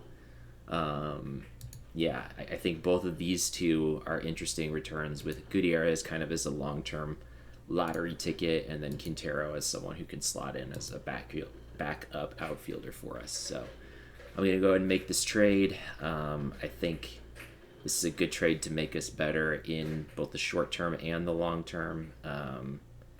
More of a long-term trade than a short-term trade since we're losing Zanatello, but I don't super mind it since he's going to be blocked anyway by Volpe. And we're finishing the trade. No other big major league signings at the moment. Still pending on these 2 pitchers that I put in offers on. We do have Rule 5 coming up in just a few days, about a week. So I'll need to look and see if, as we're still on the Cubs roster, we want the A's roster. Quintero will go on the 40-man, and we have 6 slots to work with, both to protect our Rule 5 guys and potentially draft guys. And there's a few interesting names on here that I'll probably look to protect. Bautista's one, who was kind of on the cusp of being called up last year, didn't quite get that chance, but I'd like to maybe give him that opportunity this year. DeCaro is interesting, only 23 years old, still got some development to go. Was one of the big pieces we got back in this trade with Detroit for Eddie Rinders, part of the Griffin Jacks trade, where he's developed pretty nicely. Buechele was one of the players we just traded to the Cubs. So DeCaro, Yeah, I want to say that name also sounds familiar, where he eventually developed into a solid starter for me in another save. Fountain's a maybe.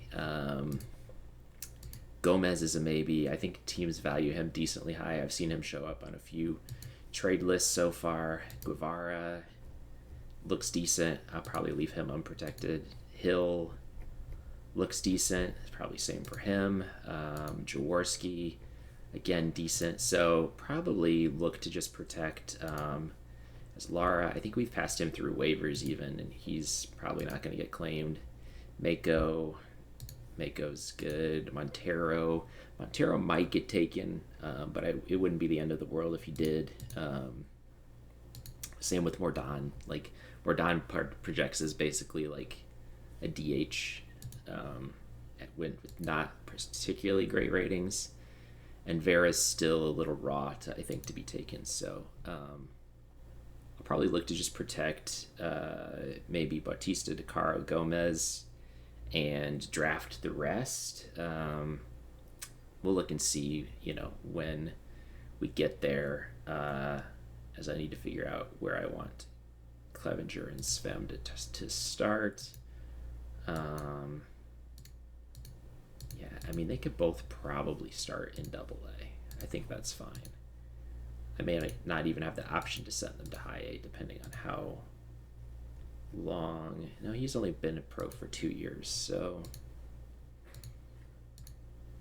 But yeah, I think they've done well enough to start at Double A.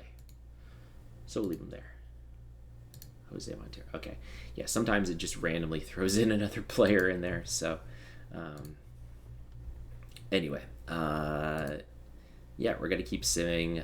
Once we get close to the Rule 5 draft, I'll let you know what I decide to do with my 40-man roster. I'll let you know if we make any other free agent signings. I don't think we do still need a backup catcher. So that could be someone like Burns or Serda that's already in our organization. We could look to find someone in Rule 5.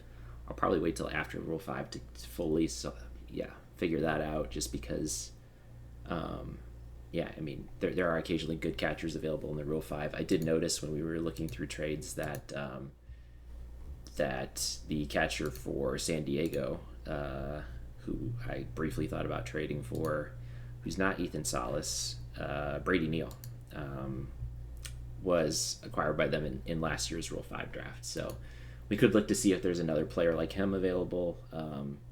Maybe even Brady Neal will be. No, they're not going to waive him. So, yeah. So we'll see what that ends up going with.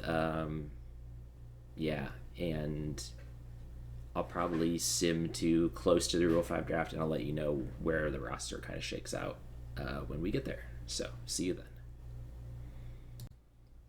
All right, I just was looking around throughout the trading block through the winter meetings, just seeing if there were interesting names out here, and I think this trade is just a slam dunk for us. I mean, I know we said we didn't need starting pitching, but Shota Imanaga for Mordon, who's kind of, in my eyes, like a quad A player. Like, I don't see him coming in and lighting the world on fire, especially as a DH type. I mean, the Astros, maybe looking for another Yordan Alvarez type to play for them. I mean, Imanaga was great for them last year. He put up 3.2 WAR, sub-4 ERA, and has been pretty consistently good over the last few years. Had 1 year where his FIP minus was above 100. Everything else was under. Could slot in as easily not the top end starter in our rotation probably, but a very solid starter. And he's under contract through 2031, assuming his vesting option hits, which is just 180 innings pitched, which he did hit last year, and he should hit if he starts for the entire year. And they're willing to retain 80% of his salary too, so we won't even have to pay him that much money. I think it's just a slam dunk. We do give up a 40-man spot for him. That's about the only negative thing, but it's worth it to upgrade our rotation even more. So Shota, welcome to the Cub. Not the Cubs. Just thinking of the Cubs with Imanaga. Welcome to the A's. Okay, so we are to the Rule 5 draft. I think I've got my roster roughly where I want it. Just going quickly over some of the changes. To free up some roster slots, we did waive Juan Corella. Hopefully he won't get claimed. He is 28, was decent in AAA, put up decent WAR, but his ERA was a little high. Was not spectacular in 7 innings at the big league club. Probably not going to advance, even though he's looks like he has potential left to fulfill. Like at age 28, he's probably not going to fulfill that potential. Same with Churio. He's 24. He's gotten some decent playing time at the major league level, and we've kind of seen who he is, and that's just like a pretty much a backup outfielder. I don't feel like he'll probably get claimed. And Schwarber, I still am unsure if I want to start the year with him on the roster or just kind of eat the cost and look to move on from him as DH. There's a little sunk cost fallacy going on there maybe, but power 60 and I-70, like he could put up decent numbers. He still hit 30 home runs last year. I don't know. Maybe I'm just trying to justify that trade. Ultimately, though, I don't think it's that much of a loss. Like Ortega played in the minors for Minnesota the whole year, so kind of a lose-lose trade, at least at the moment. In terms of other roster changes, I did add DeCaro onto the 40-man. I did add Bautista onto the 40-man, and I added... I thought about adding Montero, but I don't think I did. Oh, I did add Connor Burns because I'm thinking about it some more. Like, I think I've underrated him a bit so far. He, put up 8.5 framing runs over 94 games in the minors, and isn't an awful hitter. He put up positive OPS in AAA. Like, that probably won't translate super well at the major league level, but he is a captain too. High leader, high work ethic, baseball IQ. Like, he is pretty much who you'd want as a backup catcher. That being said, I did go ahead and shortlist some guys that look interesting for this year's Rule 5 draft. Got 5 guys that I can kind of target here, and I'll just go over each of them. While we're on the subject of catchers, Caden Bodine looks quite good. He's one of the few catchers in the minors that actually got more framing runs than Cerda did, or that, not Cerda, Burns. Cerda's another guy who I thought about protecting because he did do pretty well last year as like a backup role. Like, by pretty well, I mean that's what you'd hope for from your backup catcher, roughly. I'd say that not amazing numbers, but he put up good fielding stats and okay fielding stats. Anyway, he's not bad is what I'm trying to say. So there's a chance he gets claimed. I've seen him thrown into a few trade offers as well. So I've seen him as like when I'm shopping players around, trying to figure out details on trades, he's shown up in that list alongside Kenny Gomez, who is another person I'm a little worried about losing, but ultimately I won't be too upset if he does go. Same with Montero. He has good defensive ratings and could be a solid like backup somewhere, but I don't want to use a 40-man spot on him at the moment. I thought about Burkholder, waiving him. For now, I'll hold on to him just because he did put up 2 WAR in AAA last year, but his personality doesn't look super great. His hitting is okay, but not great. His fielding is pretty good. He's not like a guy who I absolutely have to keep, especially with Quintero now here kind of filling that backup role. So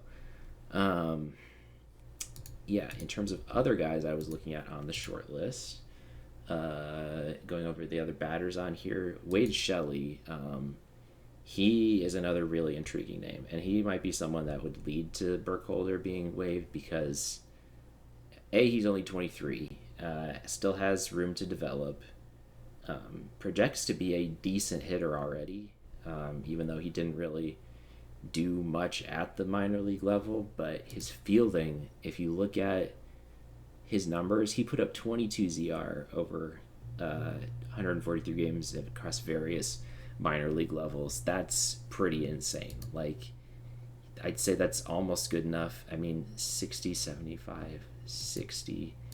If I compare that to like Siani, 70, 70, 60. So like he's not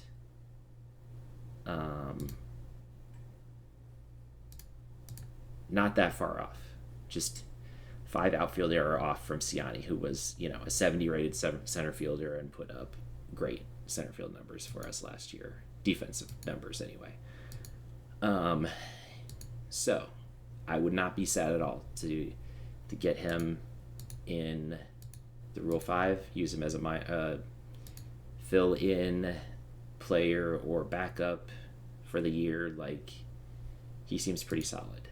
Same with Juan Cabada, like, kind of the same deal. He's only 21, which I really like, so he's got potentially a lot of room to improve, and he's got good ratings where he could play pretty much most infield or outfield positions. Like, I probably wouldn't want to start him at shortstop or center, but he could play those in a pinch. And so if I cross-trained him, in spring training, and he put up good numbers in A-ball last year, which he probably should have been promoted to Double-A, if I'm being honest, at least, if not Triple-A. So even though he's only 21, he could probably play at the major league level in a backup role, and I'd be happy with that. And then our 2 pitchers that are on here, Ray Kelly Ruby, he's interesting because he's out for 3 months, so we could, throw him on the 60-day IL and, get an extra roster slot back. But beyond that, he looks pretty solid as well. Like, already solid ratings as a reliever with potential to still grow a little bit, has high work ethic and baseball IQ, put up good numbers at A+. Like, he's a guy that's worth taking a chance on in Rule 5. And then Drew Pesca, kind of same deal. He's a captain as well. Didn't put up great numbers in AAA, but did put up numbers in A+. So he is 25. He is fragile, but they also used him as a starter. If we used him as a reliever, he'd probably put up slightly better numbers, I'm guessing, with the kind of 2 solid pitches and 2 not as solid pitches, which, I mean, we've got a plethora of starters already. So those 5 guys. Go ahead and do the Rule 5 draft as we'll save here. A little worried about losing some of these guys, but ultimately, like, no one that I would be too sad to see go. So yeah, let's get into it. Let's see, as we pick 28th, so we'll get to see very quickly if any of our guys get taken as we auto draft. They did get Juan Corella, who we put on waivers. That's fine. Sad to see him go. He was one of our expansion draft picks, I think. No, actually got him off of waivers in 2028. Okay, so, still sad to see him go, but not incredibly broken up about it. As, let's see, if we look at the draft log, any of our guys that I was looking at on there. Cole Henry, Blanco. Nope, so we kind of have our pick of the guys on the short list. Is shortlisted, yes. Okay. This does include guys that are on our prospect list too. I think I'd lean towards batters before pitchers because I think I already have 20 pitchers on the 40-man at the moment.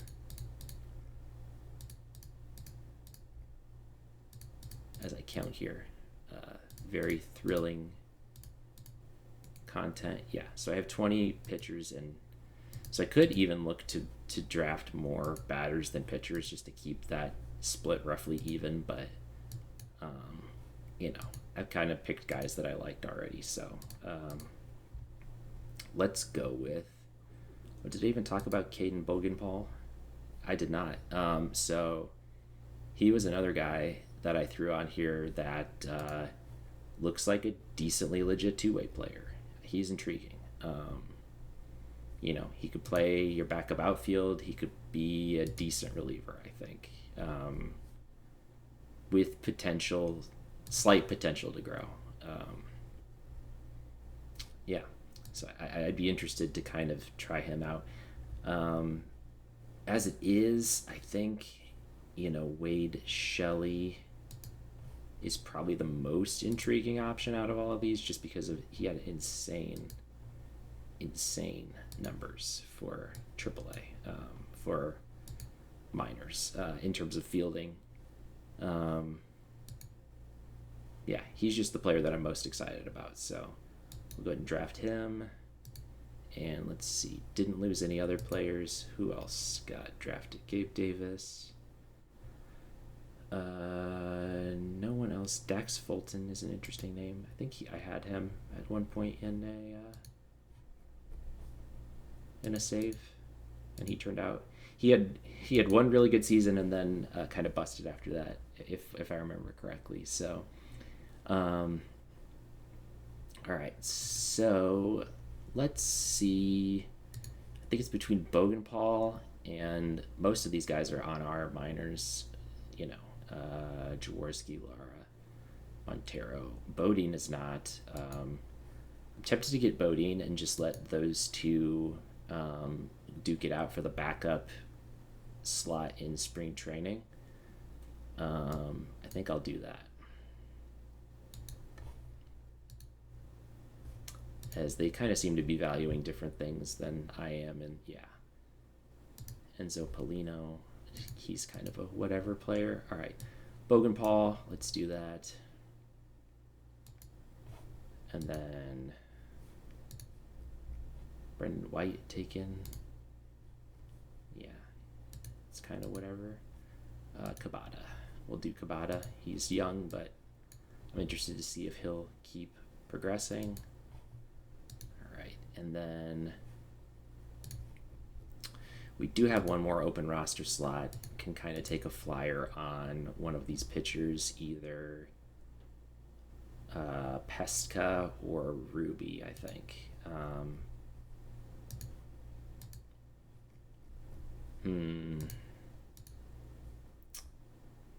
Out of these two, let's compare. Ruby has better potential. He's younger. Will start the year hurt. He's got much better stuff potential. Pesca has better movement potential. I think Ruby looks maybe slightly better, as he's got a good pitch mix. They both have good pitch mixes, honestly. I could even look to maybe waive another person off our roster and get Pesca, but I still am not sure what I'm going to do with Schwarber as well. Pitching stats. Yeah, these only show MLB stats. Okay, so pitching ratings. I think when you look at them side by side, I think Ruby looks like the better player overall, but it's fairly close. You know, the movement is not anything to sneeze at here.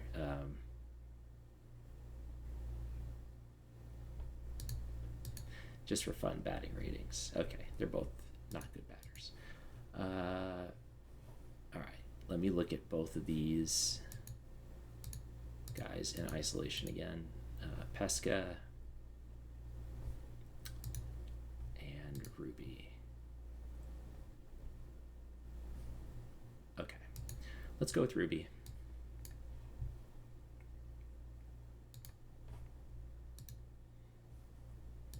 All right, as Jude Warwick taken, no one else taken. And I I think we will roll with that. So that is the Rule 5 draft as we look to complete the draft. So we lose just one player in the draft, Juan Corella. Pick up some interesting names as Ruby and Bogenpaul. We'll keep both of those guys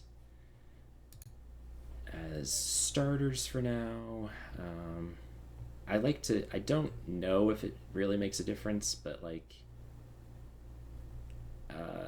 I like to leave guys in my bullpen as starters sometimes just because I think the development might be slightly different. Someone will have to let me know if that is the case, but I think it might be.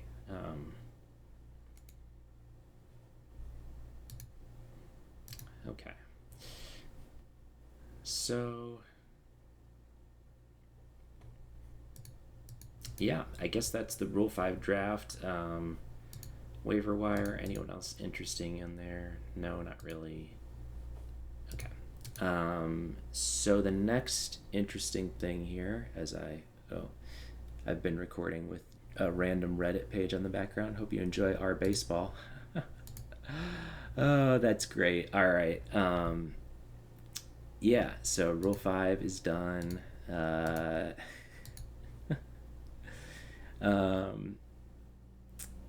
And yeah, I'll look at free agency. I'll look at international free agency coming up in January 1st as well. I feel like our team's in a pretty decent spot at the moment. Not much else I can think of in terms of needs that need addressed. We could maybe look to upgrade at third base if there's a name that makes sense out there. We could go after Mason Wynn, but I am hesitant to drop that much money in this free agency.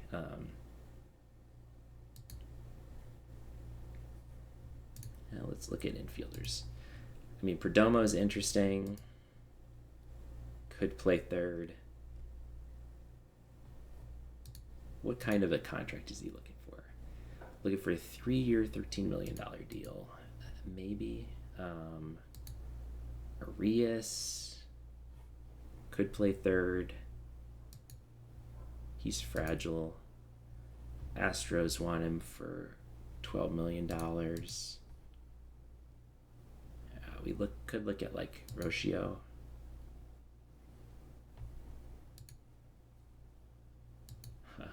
There is Arenado, who actually put up decent numbers last year for Houston. Did we trade him to Houston? No, we just straight up released him.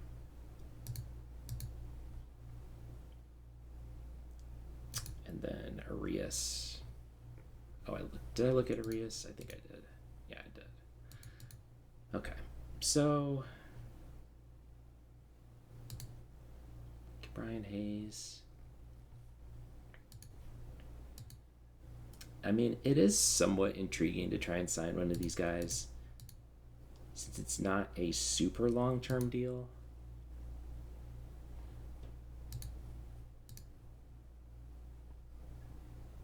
Let me look. So next year we've got several guys going into arbitration, projected $118 million, which is actually less than what we currently have under contract. Baldwin does go up. Volpe goes down. And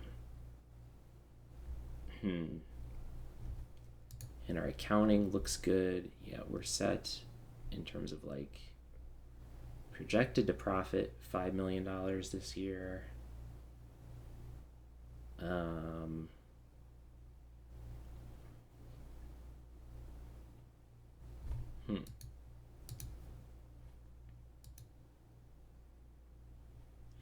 What if I did this?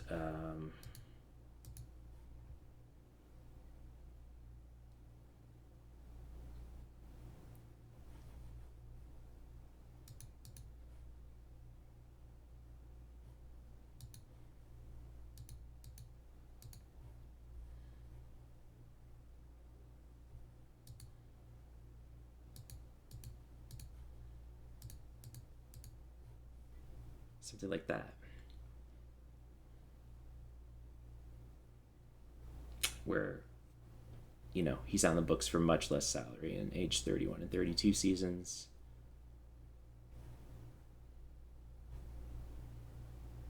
And slightly more value up front. We could even do 19, 11, and 9 and still keep the same average annual value that he wants.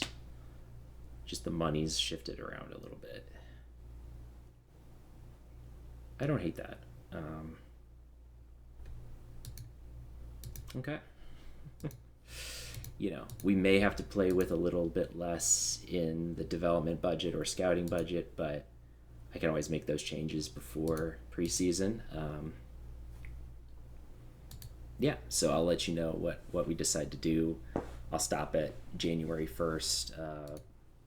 We'll also show Hall of Fame voting results once we get there. Preseason, I'm going to try to keep an eye on international free agency because I think it might actually just start when preseason starts, but I'll need to see. So I will update shortly.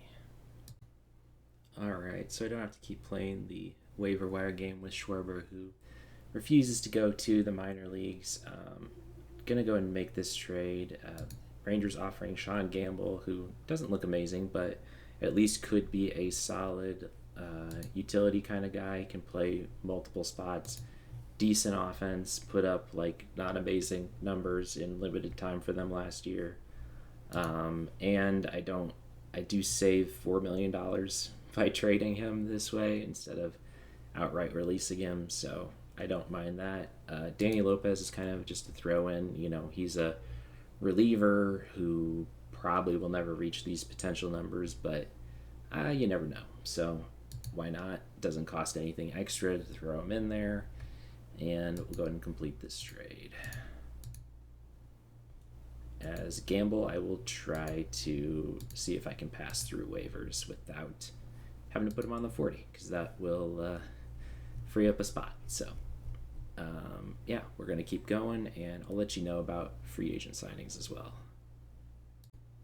Fun fact about Zanatello, as I cut in real quick, he released his own swing album in his hometown of Florissant, Missouri. Yeah, now you know. He's a swinger. Alright, it's now January 1st, and several things to update here. First is that we did successfully sign Garrett Whitlock to a one-year deal. We waived Nate Knowles, and he was claimed off waivers by St. Louis. Not, the worst loss. He was 26. Looked decent overall, but just probably would never reach this potential again because he was already 26. So I'm fine with losing him. Perdomo's leaning towards signing with us. That's good. He would probably play third base, although he could play, second or short in an emergency. We did the January 1st scouting practice, as Martinez and Olivares look a little worse than previously thought. Still not entirely sure how I'm going to approach this. We've only got a few guys with very strong relationships. I think we'll look to sign Celio Bota no matter what. He looks like really good value for just 160K. We've only got two other guys at very strong relationship with us. I would love to go after Tsutsumi, but he's going to have a lot of interest. I might just try bidding the max on him as soon as things start and see if that works out. I wouldn't mind going after Andujar either, but he's only average, and same with Martinez. Although Martinez is probably my least favorite of the bunch there.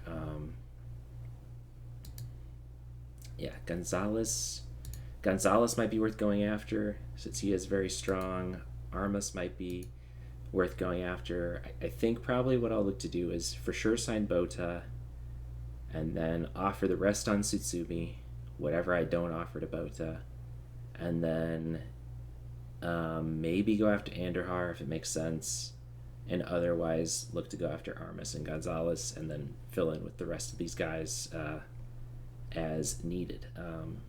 Yeah, and all the pitchers again are just like, you know, Ramos looks good, but he looks okay with just a 3-pitch mix, good personality, but like he's gonna probably go for the max. Garcia has really bad personality. And the one pitcher who I was kind of interested in this group, not Hernandez, Frank Ortiz. Our scout, every time we scouted him, he's just gone down in potential. And I mean, he looks okay, but again, he's got very high interest from other teams. Oh no, he's only got average interest, but his relation wasn't going up. It stayed at weak, I think, across 2 trainings, so whatever. I'd rather fill that spot with a batter.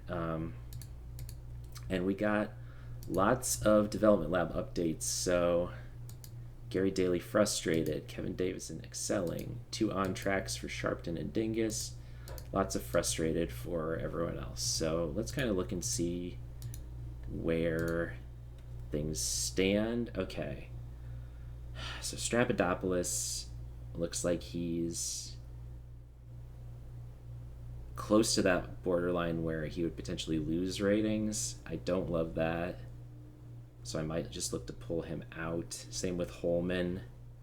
Santana and Griffin are far enough in, and even Daly, I'd say, where I leave them and I just try to, hope that those ratings go up, but I'm not going to risk it for Holman and for Straps. So, who I did go ahead and nickname, by the way. His nickname was originally set to EJ. He was TJ with the nickname of EJ, which is, I don't know, kind of funny, but he deserves a real nickname in Straps, so we'll give him that.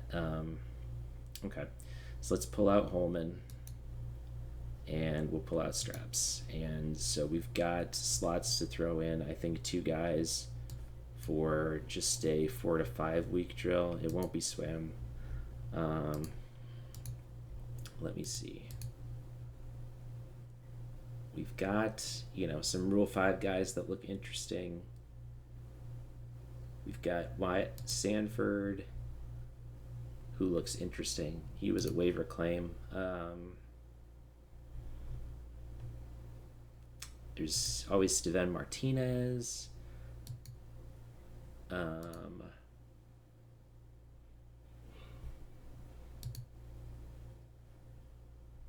Yeah, I wish Cooper Kinney, they let me try to improve his either catcher or outfield defense as well, but we can't since he doesn't have any experience at those roles yet. I might look to mess with that in spring training a little bit just for fun.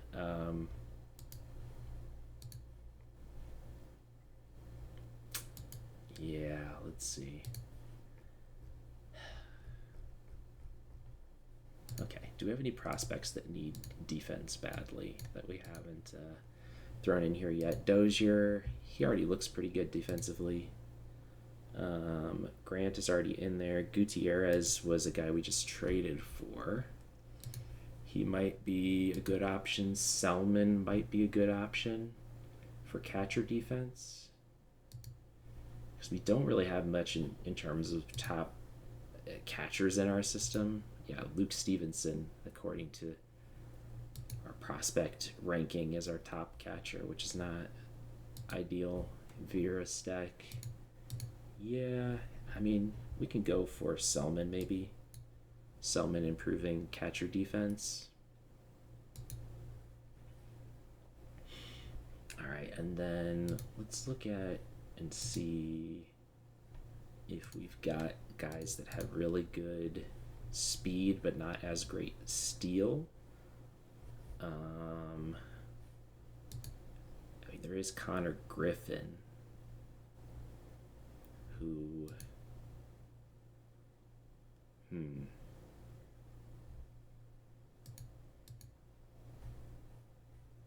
mean, he's already got really good stealing ability, but could look to, get that up even more.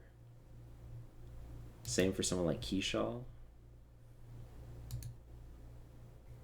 Keyshaw might be the better play here since he's someone who's presumably going to be playing every day for us, whereas Griffin's kind of on the borderline. Even though Keyshaw's older. And Griffin does have high work ethic, I believe. And is 23. Okay. Yeah, never mind. Let's go with Griffin. We'll just go.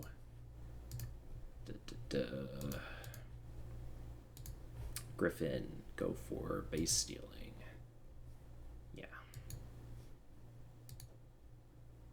Oh, Griffin's already in the facility. Okay, well that makes that decision easier. As we'll go for instead. I already forgot who I was just going to put in there. Keyshaw. There we go. Keyshaw base stealing technique. Cool. And it was January 1st. Let's see. This still says 2/4/2030. I'm still not convinced that that's going to be the case. Yeah. We'll see how the Perdomo signing goes. I'll definitely cut in if that gets finalized, and we do still have an offer out to another pitcher as well, Snyder. Yeah, who looked good last year. So I'll let you know how those go. All right. Quick Hall of Fame voting results. No one got in this year.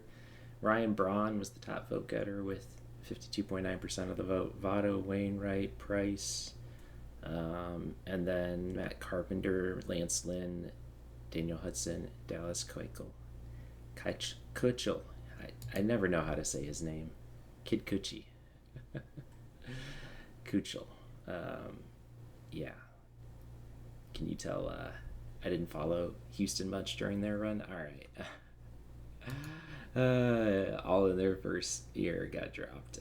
Buster Posey's still only at 7% of the vote. This is one thing where I think he is going to be judged harsher by OOTP than he is in real life. Yeah, there's a few of these guys that probably will get more of the vote than they will here. Anyway, we also got Colin Snyder. He did successfully sign. Still waiting on word from Perdomo. Still favors our offer though, so we'll see. And I'll have to figure out roster-wise what we're going to do with Snyder because the 40-man is still full. I might just waive Burkholder or someone to try and put him on there. I can see if I can sneak him through. Nah, he needs to go on irrevocable waivers. So, yeah, we'll see what we end up doing. Cam Leiter was also a waiver claim as well. He looks decent. And even though he didn't put up great numbers in AAA last year, he's kind of there for free. We're going to try to sneak him through waivers as well. So, yeah, got only a few days till the preseason. I'll need to make sure my budget is balanced before then. But yeah, I'll probably only update when we get word on Perdomo. So, see you then.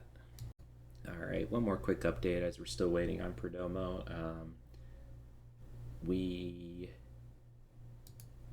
Mason Wynn did sign with the White Sox.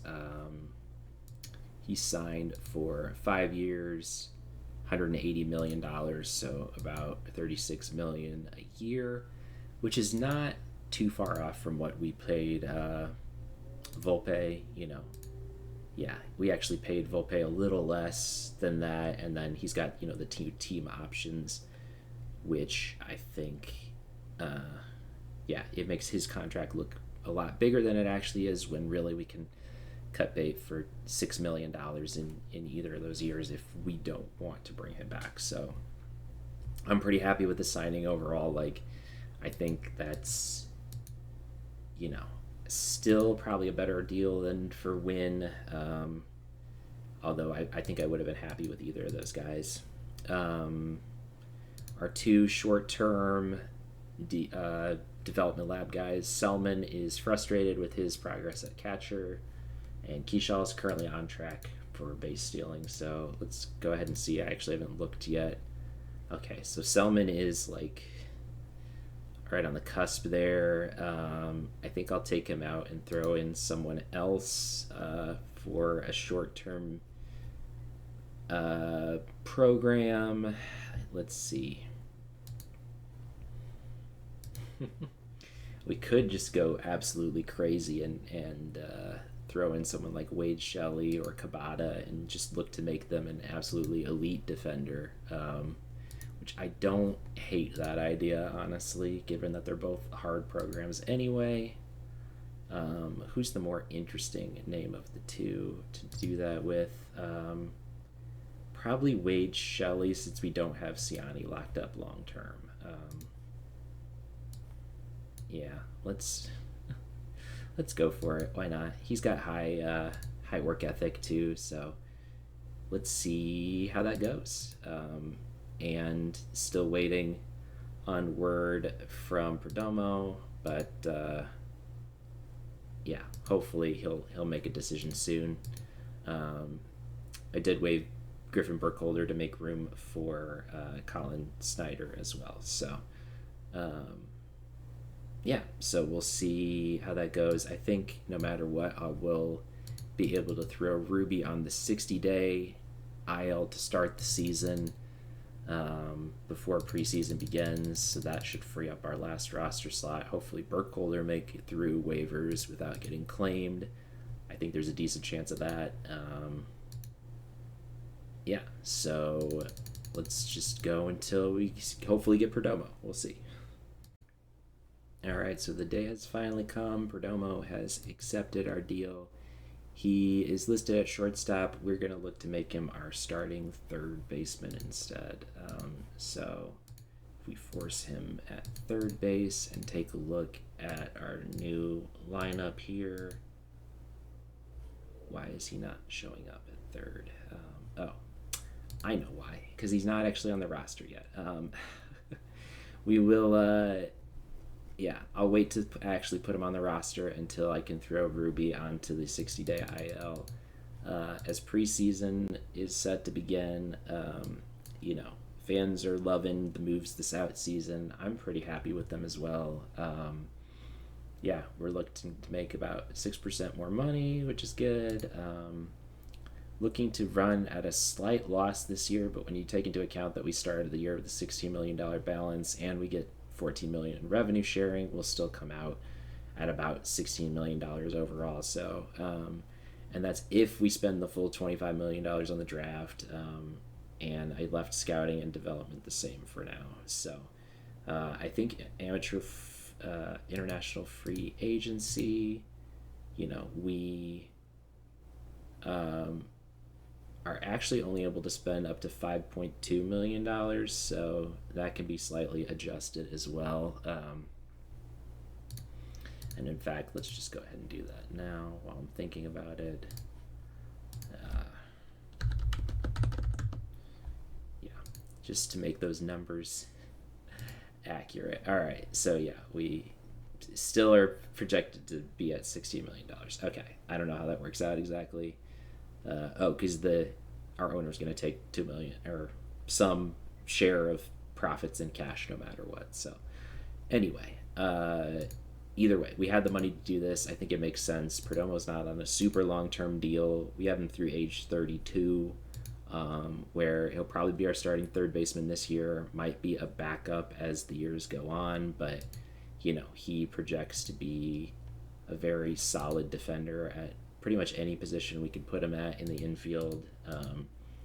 He can play, I'll probably split him between second and third mainly, with maybe some time at shortstop. Volpe will be our backup shortstop, and Santana will be our starter. So,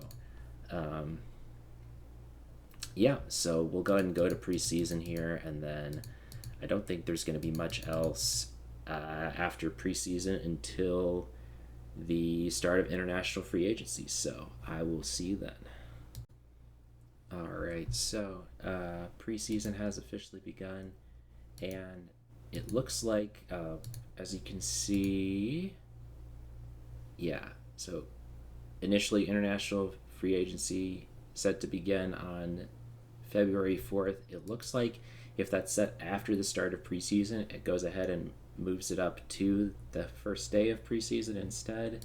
Doesn't give you an announcement or anything about that, so kind of a weird, I think, glitch, but at least I know that's happening now. Doesn't actually let me use this. I think this is a weird quirk in 26 now, like where it used to be that at the start of the preseason season you could start using the 60-day IL again. So it lets me throw Ruby on the 15-day IL, but not on the 60-day IL. So I waived Marcus Phillips. He, kind of the same deal as a lot of the other pitchers we waived. Looks solid, but not spectacular. Already 25 years old. Probably won't reach his potential. I think I've said that a few times already. But here's what our lineup projects as. This probably won't change too much before the start of the season. We'll need to do spring training and all that, but yeah, we'll see Keyshawn in left, Siani in center, Connor Griffin in right field, and DeLuca will also get playing time in there in the corner outfield spots. And then around the horn, we got Perdomo, Santana, Volpe, Kinney, Cutter Coffee as our DH. That probably will track. Coffee and DeLuca will probably be the two splitting time there. Baldwin, our starting catcher. Bodine is maybe our backup. It will either be him or Burns, most likely. As we could look to add some more like minor league depth with some guys before the season starts. Pitching, we've got Imanaga, Petty, Ferris, Snelling, Jones, Montero, and Anderson, I'd say, who all could compete for 5 starting slots. I did automatic closer ratings or bullpen here. Sinja will be our closer to start the year with Jackson Rope as our setup guys. And then sorry, my cat just walked in front of my screen and I can't see the monitor. So, 1 second. All right, sorry about that. We've got those 3 will be our closer setup men, and then Baez and Knott are coming back, and McFarland, and then we signed Bogenpaul, Whitlock and Snyder were signed. Bogenpaul is a Rule 5 guy, so some combination of those will probably be our bullpen. So we'll have to see how spring training goes. Not a lot of spots really up in the air in spring training, but we're going to get experience for guys like Bello, who can maybe compete for a starting spot, DeCaro, see what Sharpton can do, see what some of our high draft picks can do, and guys that we traded for, like Straps, Svem, Dingus, maybe Clevenger. Yeah, so it should be an interesting. Marin could even slot in as a reliever potentially. So I'm interested to see how spring training goes this year. And international amateur free agency, I pretty much did exactly what I said I was going to do, which is that signing Bota for the minimum he'll take, which is $110 million, then put in the max amount that I can offer on Tsutsumi. Other teams can outbid me on him. I expect they probably will. If we can get him, great. If not, we'll go for some other guys. So let's just go ahead and sim through here because I don't really think there's anything else to... Okay, so Bota wants more money. I'll probably be able to give that to you. Just wait until Tsutsumi probably rejects our offer. Let's see. He did not reject our offer. He signed with us. Wow. Okay. So he looks great. Like, he's got pretty elite fielding ratings, pretty elite batting potential. He's got high work ethic. The only question mark is his speed, but I mean, he looks pretty spectacular all around. Can't quite play in the minors immediately, but he's close-ish. And yeah, I mean that's our international free agency right there. Like we're not going to be able to sign anyone else probably for 110K. I mean we could try again on Bota maybe. Your international complex is full. Oh my god. Okay, that was almost a disaster. I didn't realize we only had one spot left open in there. Okay. Yeah, so we've got these three that can be promoted. Our scout's busy filling our international complex with some elite players like I don't know. Take your pick of any of these mediocre 17-year-olds here. Tony Sharones, Ricky Ocasio. It'd be funny if one of these guys actually develops and becomes an elite player. I will not complain if that happens, but until then, yeah. I'll just promote these guys. Anyone who's 17 and has mediocre ratings will get promoted just to free up spots in the minors, and then they'll probably be removed here at some point, either manually by me or automatically by our scouts. So we do get Tsutsumi, and Marcus Phillips does pass through waivers okay. That's great too. Yeah, I don't think anyone else is going to sign for $110 million, so we're probably just done with international free agency. One and done, but that's about the best I think we can possibly do. We'll see if Ruben Vargas is interested. Okay, he might take 110 million. Yeah, as a 3-star potential player, sure. If he does, great. If not, oh well. We're pretty much done with international free agency. So let's just start simming to spring training.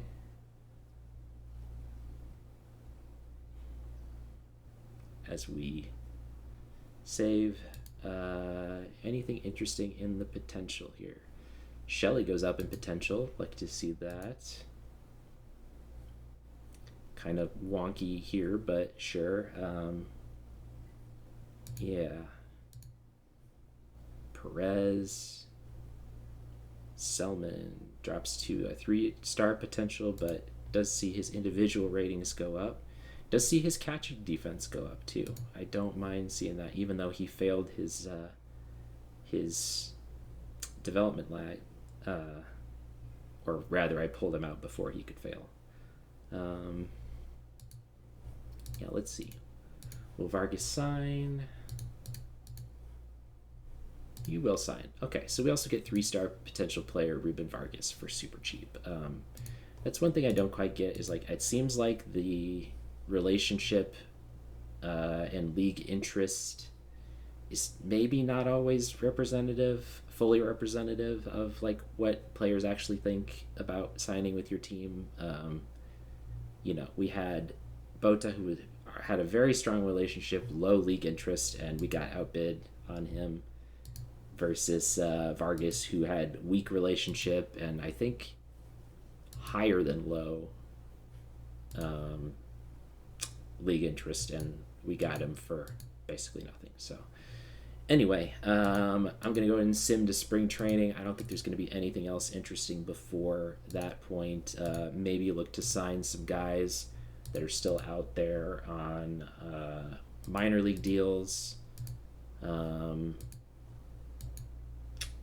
Yeah, we'll see who's left out there. If there's any guys, Trevor Rogers is still out there. We could maybe bring him back.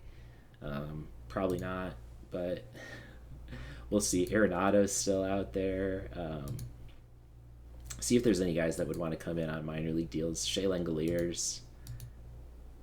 Yeah, he'll take a minor league deal. Okay, more catching depth is not a bad thing. Let's see, 1.4 million. He's fine with that. All right, I'll look to sign some guys, and I'll probably just go ahead and sim to spring training and talk to you then. All right, quick dev lab update here. We have Grant and DeJesus are both frustrated, but if we look at the actual dev lab, they're, Frustrated, right on the cusp of success. Same with Grant, so both of them will stay in. Wade Shelley also excelling in his outfield defense, which I love to see. Like, he could be an elite defender by the like way the time the season starts. So, Luke Keyshaw also completed his program with outstanding results. So he now has 75 stealing ability, 65 stealing aggressiveness. He will be looking to steal at pretty much every opportunity next year, it looks like. And we do have one slot to fill in the development lab, and it will be probably someone defensively. Let's do Juan Cabada. I know we had looked at him before and look to improve his infield defense. Yeah, let's see if we can make him an elite infielder as well.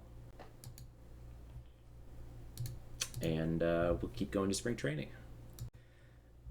Okay, I know I said we were going to spring training, but I mean, you can't make this up. Like, I mean, I guess you can't. Like, this is a classic OOTP injury. In an off-field accident, Josh Noth collided with a parked car while drunk. Hopefully not driving, Josh. What are you doing? You just pay for an Uber or something. He's out for 8 weeks with a sprained knee, so not the best start to the season for him. But yeah, we'll carry on, I guess. All right, one last update here before we start spring training. Wade Shelley did conclude his outfield defense program with an outstanding result, and I'm pretty damn happy with that. He, just look at those ratings now. It's, projects to play every outfield position well. And if we look and compare him to Siani, who I clicked on before this, like, he might just be better than Siani right now, with the potential to definitely be better than him. So he's definitely going to split time with Siani in center field this year. I mean, Siani has basically no power, has better avoid Ks than I, but I think Shelley projects as a better pitcher, and he's only 23, so we want him to keep playing and progressing. He's looking like a fantastic Rule 5 pick, although, season hasn't actually started yet, so I don't want to, give him too many props before actually seeing him play. So Cabada is, on the other hand, frustrated with his development, and I haven't actually looked to see how close he is. That's close enough where I might just consider leaving him in there. We'll see. We'll see how that goes. And we are 5 days away from, the rest of these guys finishing their programs. But we will go ahead and throw someone else in the lab, probably for defense or stealing. Let's look at our prospects real quick.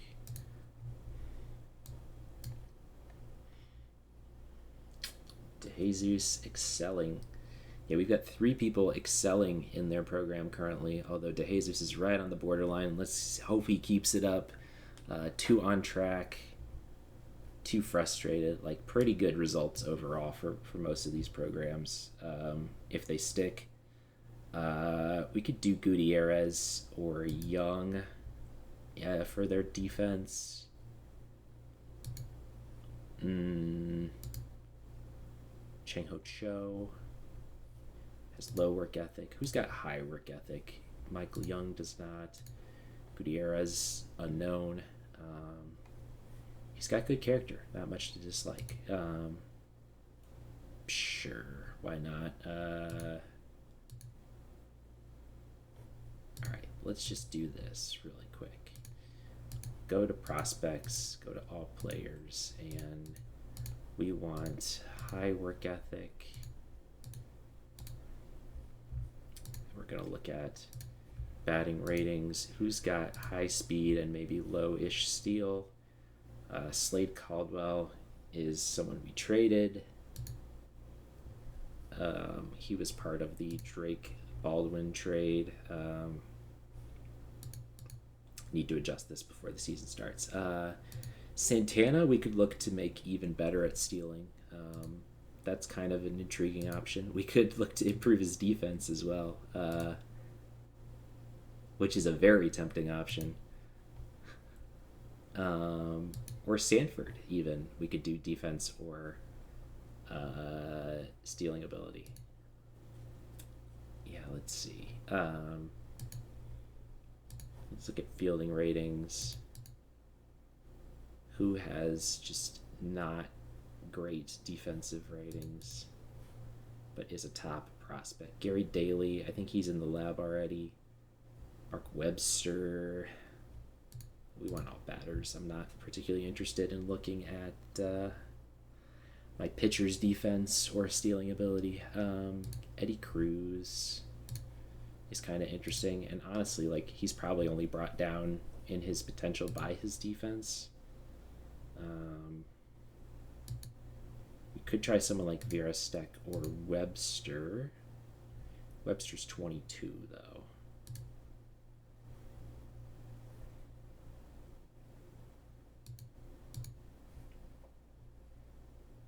Steve Fant. Wait, this is infield.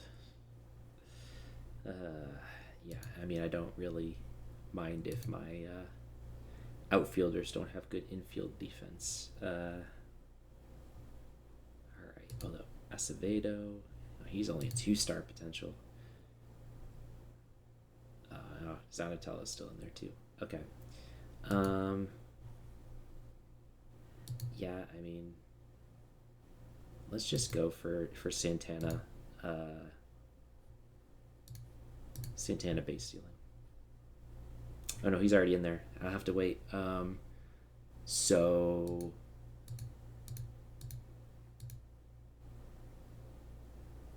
Sanford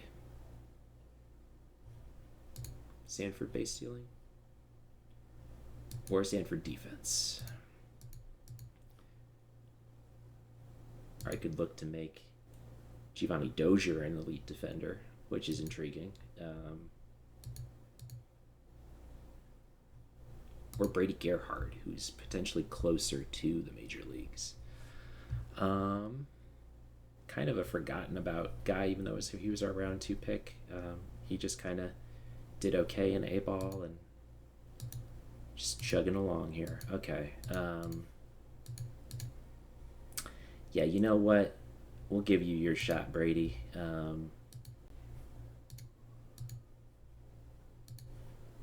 Show me what you can do. Prove that you're still a top prospect in our system. And improve your outfield defense. All right. Now I'll go to spring training, and that should be when these finish up or be close. So we'll see you soon. All right. We are officially into spring training one day. We lost our first game of spring training, but oh well, it's spring training. Gary Daly, no improvement for his program, but the rest of our results, very, very good. 2 outstanding results. Kevin Davison, potential and current control have gone up. That's incredibly good because control was by far the weakest part of his kit. And so, yeah, I'm expecting better things from Davison. Hopefully he can see that continue to go up. And this might not even be fully reflected yet in his development. So we'll see that. And then Sharpton, plate discipline, potential I rating went up by 15. Current I rating improves by 5. Yeah, that also I don't think has been... Okay, it has been reflected, but still very, very good. He looks to be a more well-rounded hitter now. Very, very good stuff. And then the rest of these successful. Kevin Dingus, good job, improved his control. Connor Griffin, avoid Ks went up, which is very nice. And Santana, 2-strike approach went up. So let me see if I can do a fun thing here, as Cooper Kinney still has no catcher ratings to speak of despite playing in this game. Yeah, I would like to try to improve his catcher defense, but I don't think they're going to let me do that. So instead, I will throw him in for his regular defense. Yeah, we're going to do that. And then...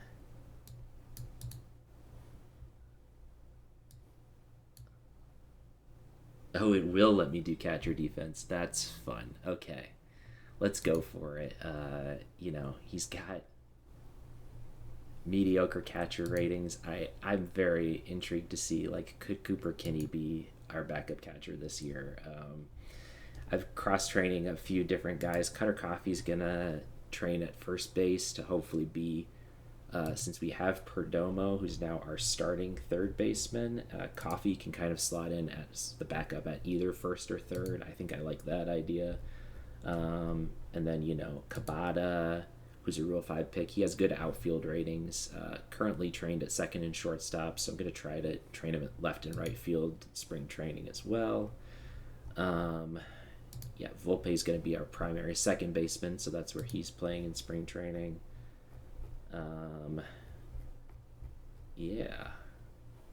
Let's see. So, who else do we have to improve? Santana, who was previously in a program, we can now either look to improve his defense even more or try to improve his stealing ability. I think I'll just go for the very easy base stealing.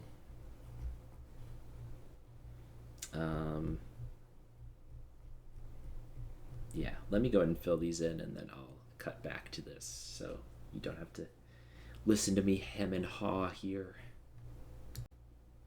Alright, so here's what I ended up going with. Cooper Kinney, we're going to try for the comedy option of improving his defense at catcher. Santana, base stealing technique. Wade Shelley, got to keep trying to bring his ratings up with base stealing technique. And then Sharpton, infield defense. Sanford, infield defense. Connor Griffin, outfield defense. So we got the full 60 players in here for spring training. We're going to get a few starts in for some of our top prospects, see if they can improve their ratings some. Both of these guys, I think, are decently close to being major league ready. I think they're going to start the year in Double A, no matter what. But I'd like to see their spring training go well. So we'll see how this goes. I'll update if there's any injuries or anything. Otherwise, I'll kind of show final spring training results and roster breakdown. So maybe I'll cut in before then. If not, I will see you at the end of spring training. Minor update is we're about halfway through spring training. Shota Imanaga, tired arm, out for 3 weeks, so he will miss the very start of the season, but still not a huge concern, as Josh Noth almost back from his injury as well. Been trying different guys out at starter, including some of our top prospects. Strapadopoulos and Svam did, pretty great. I'm interested to see how they continue to develop. So, talk to you soon. Alright, so we just finished spring training here. I also simmed all the way to opening day so we could get all of the dev lab programs in here. I did do it correctly this year, hooray, so we got the full thing. Got to use each slot the maximum amount of times, which is great. Cooper Kinney goes down slightly in potential. In case you're wondering, his catcher program did not go successfully. He actually didn't gain any ratings at catcher, even though I was trying to play him at catcher in spring training. I'm not sure why that is. I mean, maybe you have to have a certain defensive rating, like, to even be eligible to get position ratings at catcher. I'm not sure, but either way, I don't love that his gap rating went down very slightly, but he still projects to be quite good. Let's see, any other interesting? Jose Contreras looks interesting. A lot of other guys in here. kind of just guys. All right. Going through mostly successful development lab. DeJesus continues. I think that's like three consecutive times that he's successfully completed the development lab. So, he's a 5th round pick, but is developing quite nicely. I think when we drafted him, he had basically no defensive ratings. Now he's playable as a corner outfielder, which is great. His eye keeps developing. He's going to start the year in A plus after, we drafted him in 2028, didn't play at all in 2028, but then started the year in rookie ball, went to A, and now is at A plus. So he's progressing quite nicely. Definitely a name to watch. Grant, no improvement. Santana was successful in base stealing, so we'll have to. I think I'll crank that up even more, and I'll have him be fairly aggressive on the base pass as well. So we'll see how that goes. Shelley also successful. Doesn't see the bump quite yet, but that'll be interesting to go through when we get to who ended up making the team this year. There's some kind of surprising names in there. Sanford, also successful infield defense. I don't know if that's been reflected yet. Okay, it looks like it has. So his defense at shortstop is now a 65 overall. That's great. He's going to start the year as our backup second baseman and shortstop. Connor Griffin, poor, but no negative repercussions for that. Okay. And I am interested to see. All right, so Strapidopoulos now is the number 10 prospect in the country. Where does our minor league system rank? I don't see us.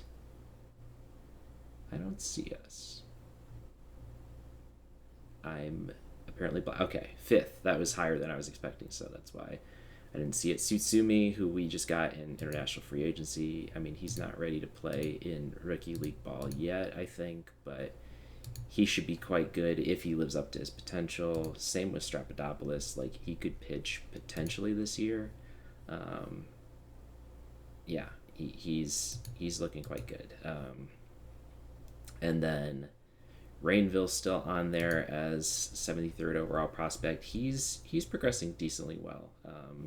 I do want to see his control go up more. I've manually gotten it, so he's focusing heavily on control. Could maybe even bump that up a little more in favor of some movement, but I'm happy with this at the moment. It just needs more control. It needs to be. I mean, if he can get to 35, great. Ideally, I want it at least 40 or higher, but we'll see. That's kind of wishful thinking. Sharpton, also top 100 prospect still. Had a good year last year in A+. Played briefly in AAA. Actually, no, he played 46 games at AA. So he'll start there again this season because he struggled a little bit there last year. And Daly is the 86th ranked prospect. He doesn't really look like the 86th ranked prospect. Like, he lost some potential contact and power, went down from 3.5 to 2.5 stars. I don't think that's been quite reflected by the OSA rating yet. But he still looks pretty good. Not amazing defense, but as we've seen, that can be improved through the development lab. So cool. And we apparently have no third base prospects. That's interesting. We'll have to see about that. All right, so going through our roster to start the year, we've got Chase Petty in the number 1 slot. Imanaga's still hurt to start the year. He's got 2 days left, so I'll probably make him have a rehab start in AAA. He does go down to 2.5 stars, but should still project to be a good starting pitcher. He'll slot into the rotation somewhere. So our rotation: Sneddy, Petty, Snelling, Montero, Anderson, Jones. I don't think any of those names are particularly surprising. What might be surprising is that I decided to have Jackson Ferris start the year in AAA. And that's because he had a pretty bad spring training. 11.57 ERA. He is coming back from that major injury still. He pitched in the playoffs for us and pitched 3 starts at the end of the year, but I think maybe still potentially rest that he's working off. So we'll see. I'm going to have him start the year in AAA just to see if we can get him back, over the hump there. And Bello was hurt in the middle of spring training as well. I don't know if I paused and mentioned that. So he will start the year on the IL and then go to AAA after that. He did decently well at the major league level last year, so he might also look to slot into the rotation as well. But this is what we're starting the year with for our rotation. Same for the bullpen. Probably not too much surprising here. Sinja starts the year as our closer. He did really well in that role last year, saved 52 games for us. Jackson Ropp are going to be the setup men again. Whitlock and Snyder I have as middle relief. Those were our 2 free agent signings who both had good numbers last year, so we'll see what they do to start the year. Baez and McFarland were both on the bullpen last year. Both did pretty well. Baez, if you remember, had bad FIP, good ERA, and then I think McFarland was almost the exact opposite. No, I think McFarland might have just had decent numbers all around, so that's where he will slot in. Ruby, who was a Rule 5 pick, will make the team. He may not stay on the team, but he did well in spring training over, very limited sample size, but well enough to kind of see what he's got. And Correa and Bautista mostly pitched in AAA last year, but did do some time both in the majors. Actually, Bautista did not do any time in the majors, but probably should have. He might slot in, do a spot start or 2 as well. He's got the ratings where he could potentially do that. But yeah, he will make the team to start the year. And he's already on the 40-man, I believe, as well. Yes, he is. Okay. Going through our starting lineups, some maybe mild surprises here, but nothing too crazy. We've got Baldwin starting at catcher. Bodine, who was our Rule 5 pick, will make the team as the backup catcher. It was between him and Burns, and he just had a better spring training than Burns did. So Burns will start the year in AAA. He's got options. That's not a big deal. Like, if they performed even remotely close to each other, like, that's probably going to be what was going to happen. And Kinney starts the year at first base. Again, no surprises there. Volpe, Perdomo, Santana, that should be pretty straightforward as well. I'll go over backups in just a second. Keyshaw starts in left field. Ciani will start in center field, but Shelley I have playing every third game. I want to get him playing time. I want to see him continue to develop. Ciani is 30 years old. He has regressed very slightly in over the last few months. So I also got him a little bit of playing time in right field just because maybe if I want, I might need to just change the defensive subs here so I can have it, this is probably a pretty ideal defensive lineup, but yeah. Quintero as well will be our starting right fielder. That might be a mild surprise because I had kind of expected him to be our backup at most positions, but he had a pretty hot spring training and, of course, has the great defense, so he'll start for us in right field with Coffey at DH, and then DeLuca will also see time at DH and backup left field. Keyshaw's our backup first baseman with Coffey, who now has decent ratings at first base as well. Sanford, I think I mentioned before, is our backup second baseman and shortstop. Volpe I still have as our primary backup shortstop. I guess that's an oxymoron, but anyway, he says he keeps, if there's an injury to Santana, I'd probably want him playing there. Unless Sanford just really shows better defensive prowess. Like Volpe still has elite defense at shortstop, and I don't want his position rating to go down there, so he'll continue to get time there. And then Griffin starts as our backup right fielder and also should see time backup left fielder. He just had not as good of a spring training, but I don't think he's in any danger at the moment of going down to AAA. And then Kabata has potentially playing time at second base. He's 21 and a Rule 5 draft pick. He's going to stay on the team, hopefully get some at-bats here and there. He's not going to see a lot of playing time, but the alternative is just losing him outright, and I'd rather not do that. He had decent numbers in spring training. Hopefully he'll continue to develop. If there's injuries, he might be able to slot in and see some more playing time. So, lineup here is I just based mainly on OPS last year. No real surprises here, I think. Baldwin, Volpe, Coffey, Kinney, Keyshaw, Perdomo, Quintero, Ciani, Santana. That shouldn't be much of a surprise. And left field, some mild changes here. Baldwin, Kinney, Volpe, Perdomo, Santana. That all stays the same. Outfield is slightly different with Keyshaw, Ciani, Griffin slotting into play right field, and DeLuca at DH starting over Coffey and Quintero. They just have better numbers against lefties, and both of them will be backups for left-handed hitters. And the order is slightly different too, again, based on how well they hit lefties last year. So that is our lineup to start the season. We have our top prospects. Our pitching staff at AA is just absolutely stacked right now. Clevenger, Dingus, Strapodopoulos, Pham. All of these guys, like if they start the season well, I will probably move them up to AAA. Ferris starts the year at AAA. Guevara, is kind of on the cusp of like, is he going to be anything? We'll see.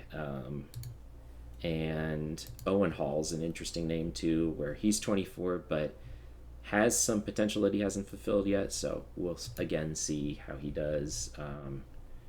Steven Martinez continues to develop. He's only 22 and he's in AAA after doing well at AA last year. So we'll see if he continues to develop, maybe get some good TCR.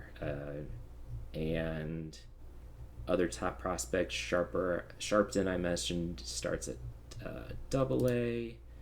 And we're going to have DeJesus start at A+, along with Zimmerman. Davison, who set a good development lab result that I don't think has been reflected yet, and also had good numbers at A last year, so he'll start at A+, along with Marin, who, no, I don't want to release Marin. Okay, that's the second time I've almost done that. He honestly probably has the ratings to start at AA, but I'm just going to start him at A+, because he hasn't really gotten any playing time outside of the DL here, the draft league. Then at A, we've got a handful of prospects here. Grant Barantes, who we actually just signed. No, we didn't just sign. He's just a reliever, but he can stay here. That's fine. Gerhard, Lane Jr., Lopez, Rainville, Ramirez, Soliday, and Webster. Everyone else will be rookie league ball or below. I'll try to point out too if any of our top international prospects go to rookie league ball. I'll go ahead and do this for now as well. No, god damn. I don't know what the deal is there. Okay.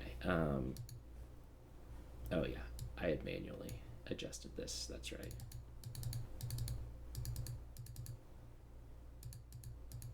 Okay. So that will be our roster to start the year. And in case you're curious, preseason predictions has us going 91-71, winning the division again. I'd be perfectly happy with that result. No top players projected as hitters or pitchers, which is a little disappointing, but we'll see. Maybe Volpe can sneak on there. He had a really good season last year, so we'd expect him to hopefully repeat that again this year. Yeah, so that's going to do it for this episode. Next episode will be the start of the 2030 regular season, so I hope to see you there. Thanks for watching.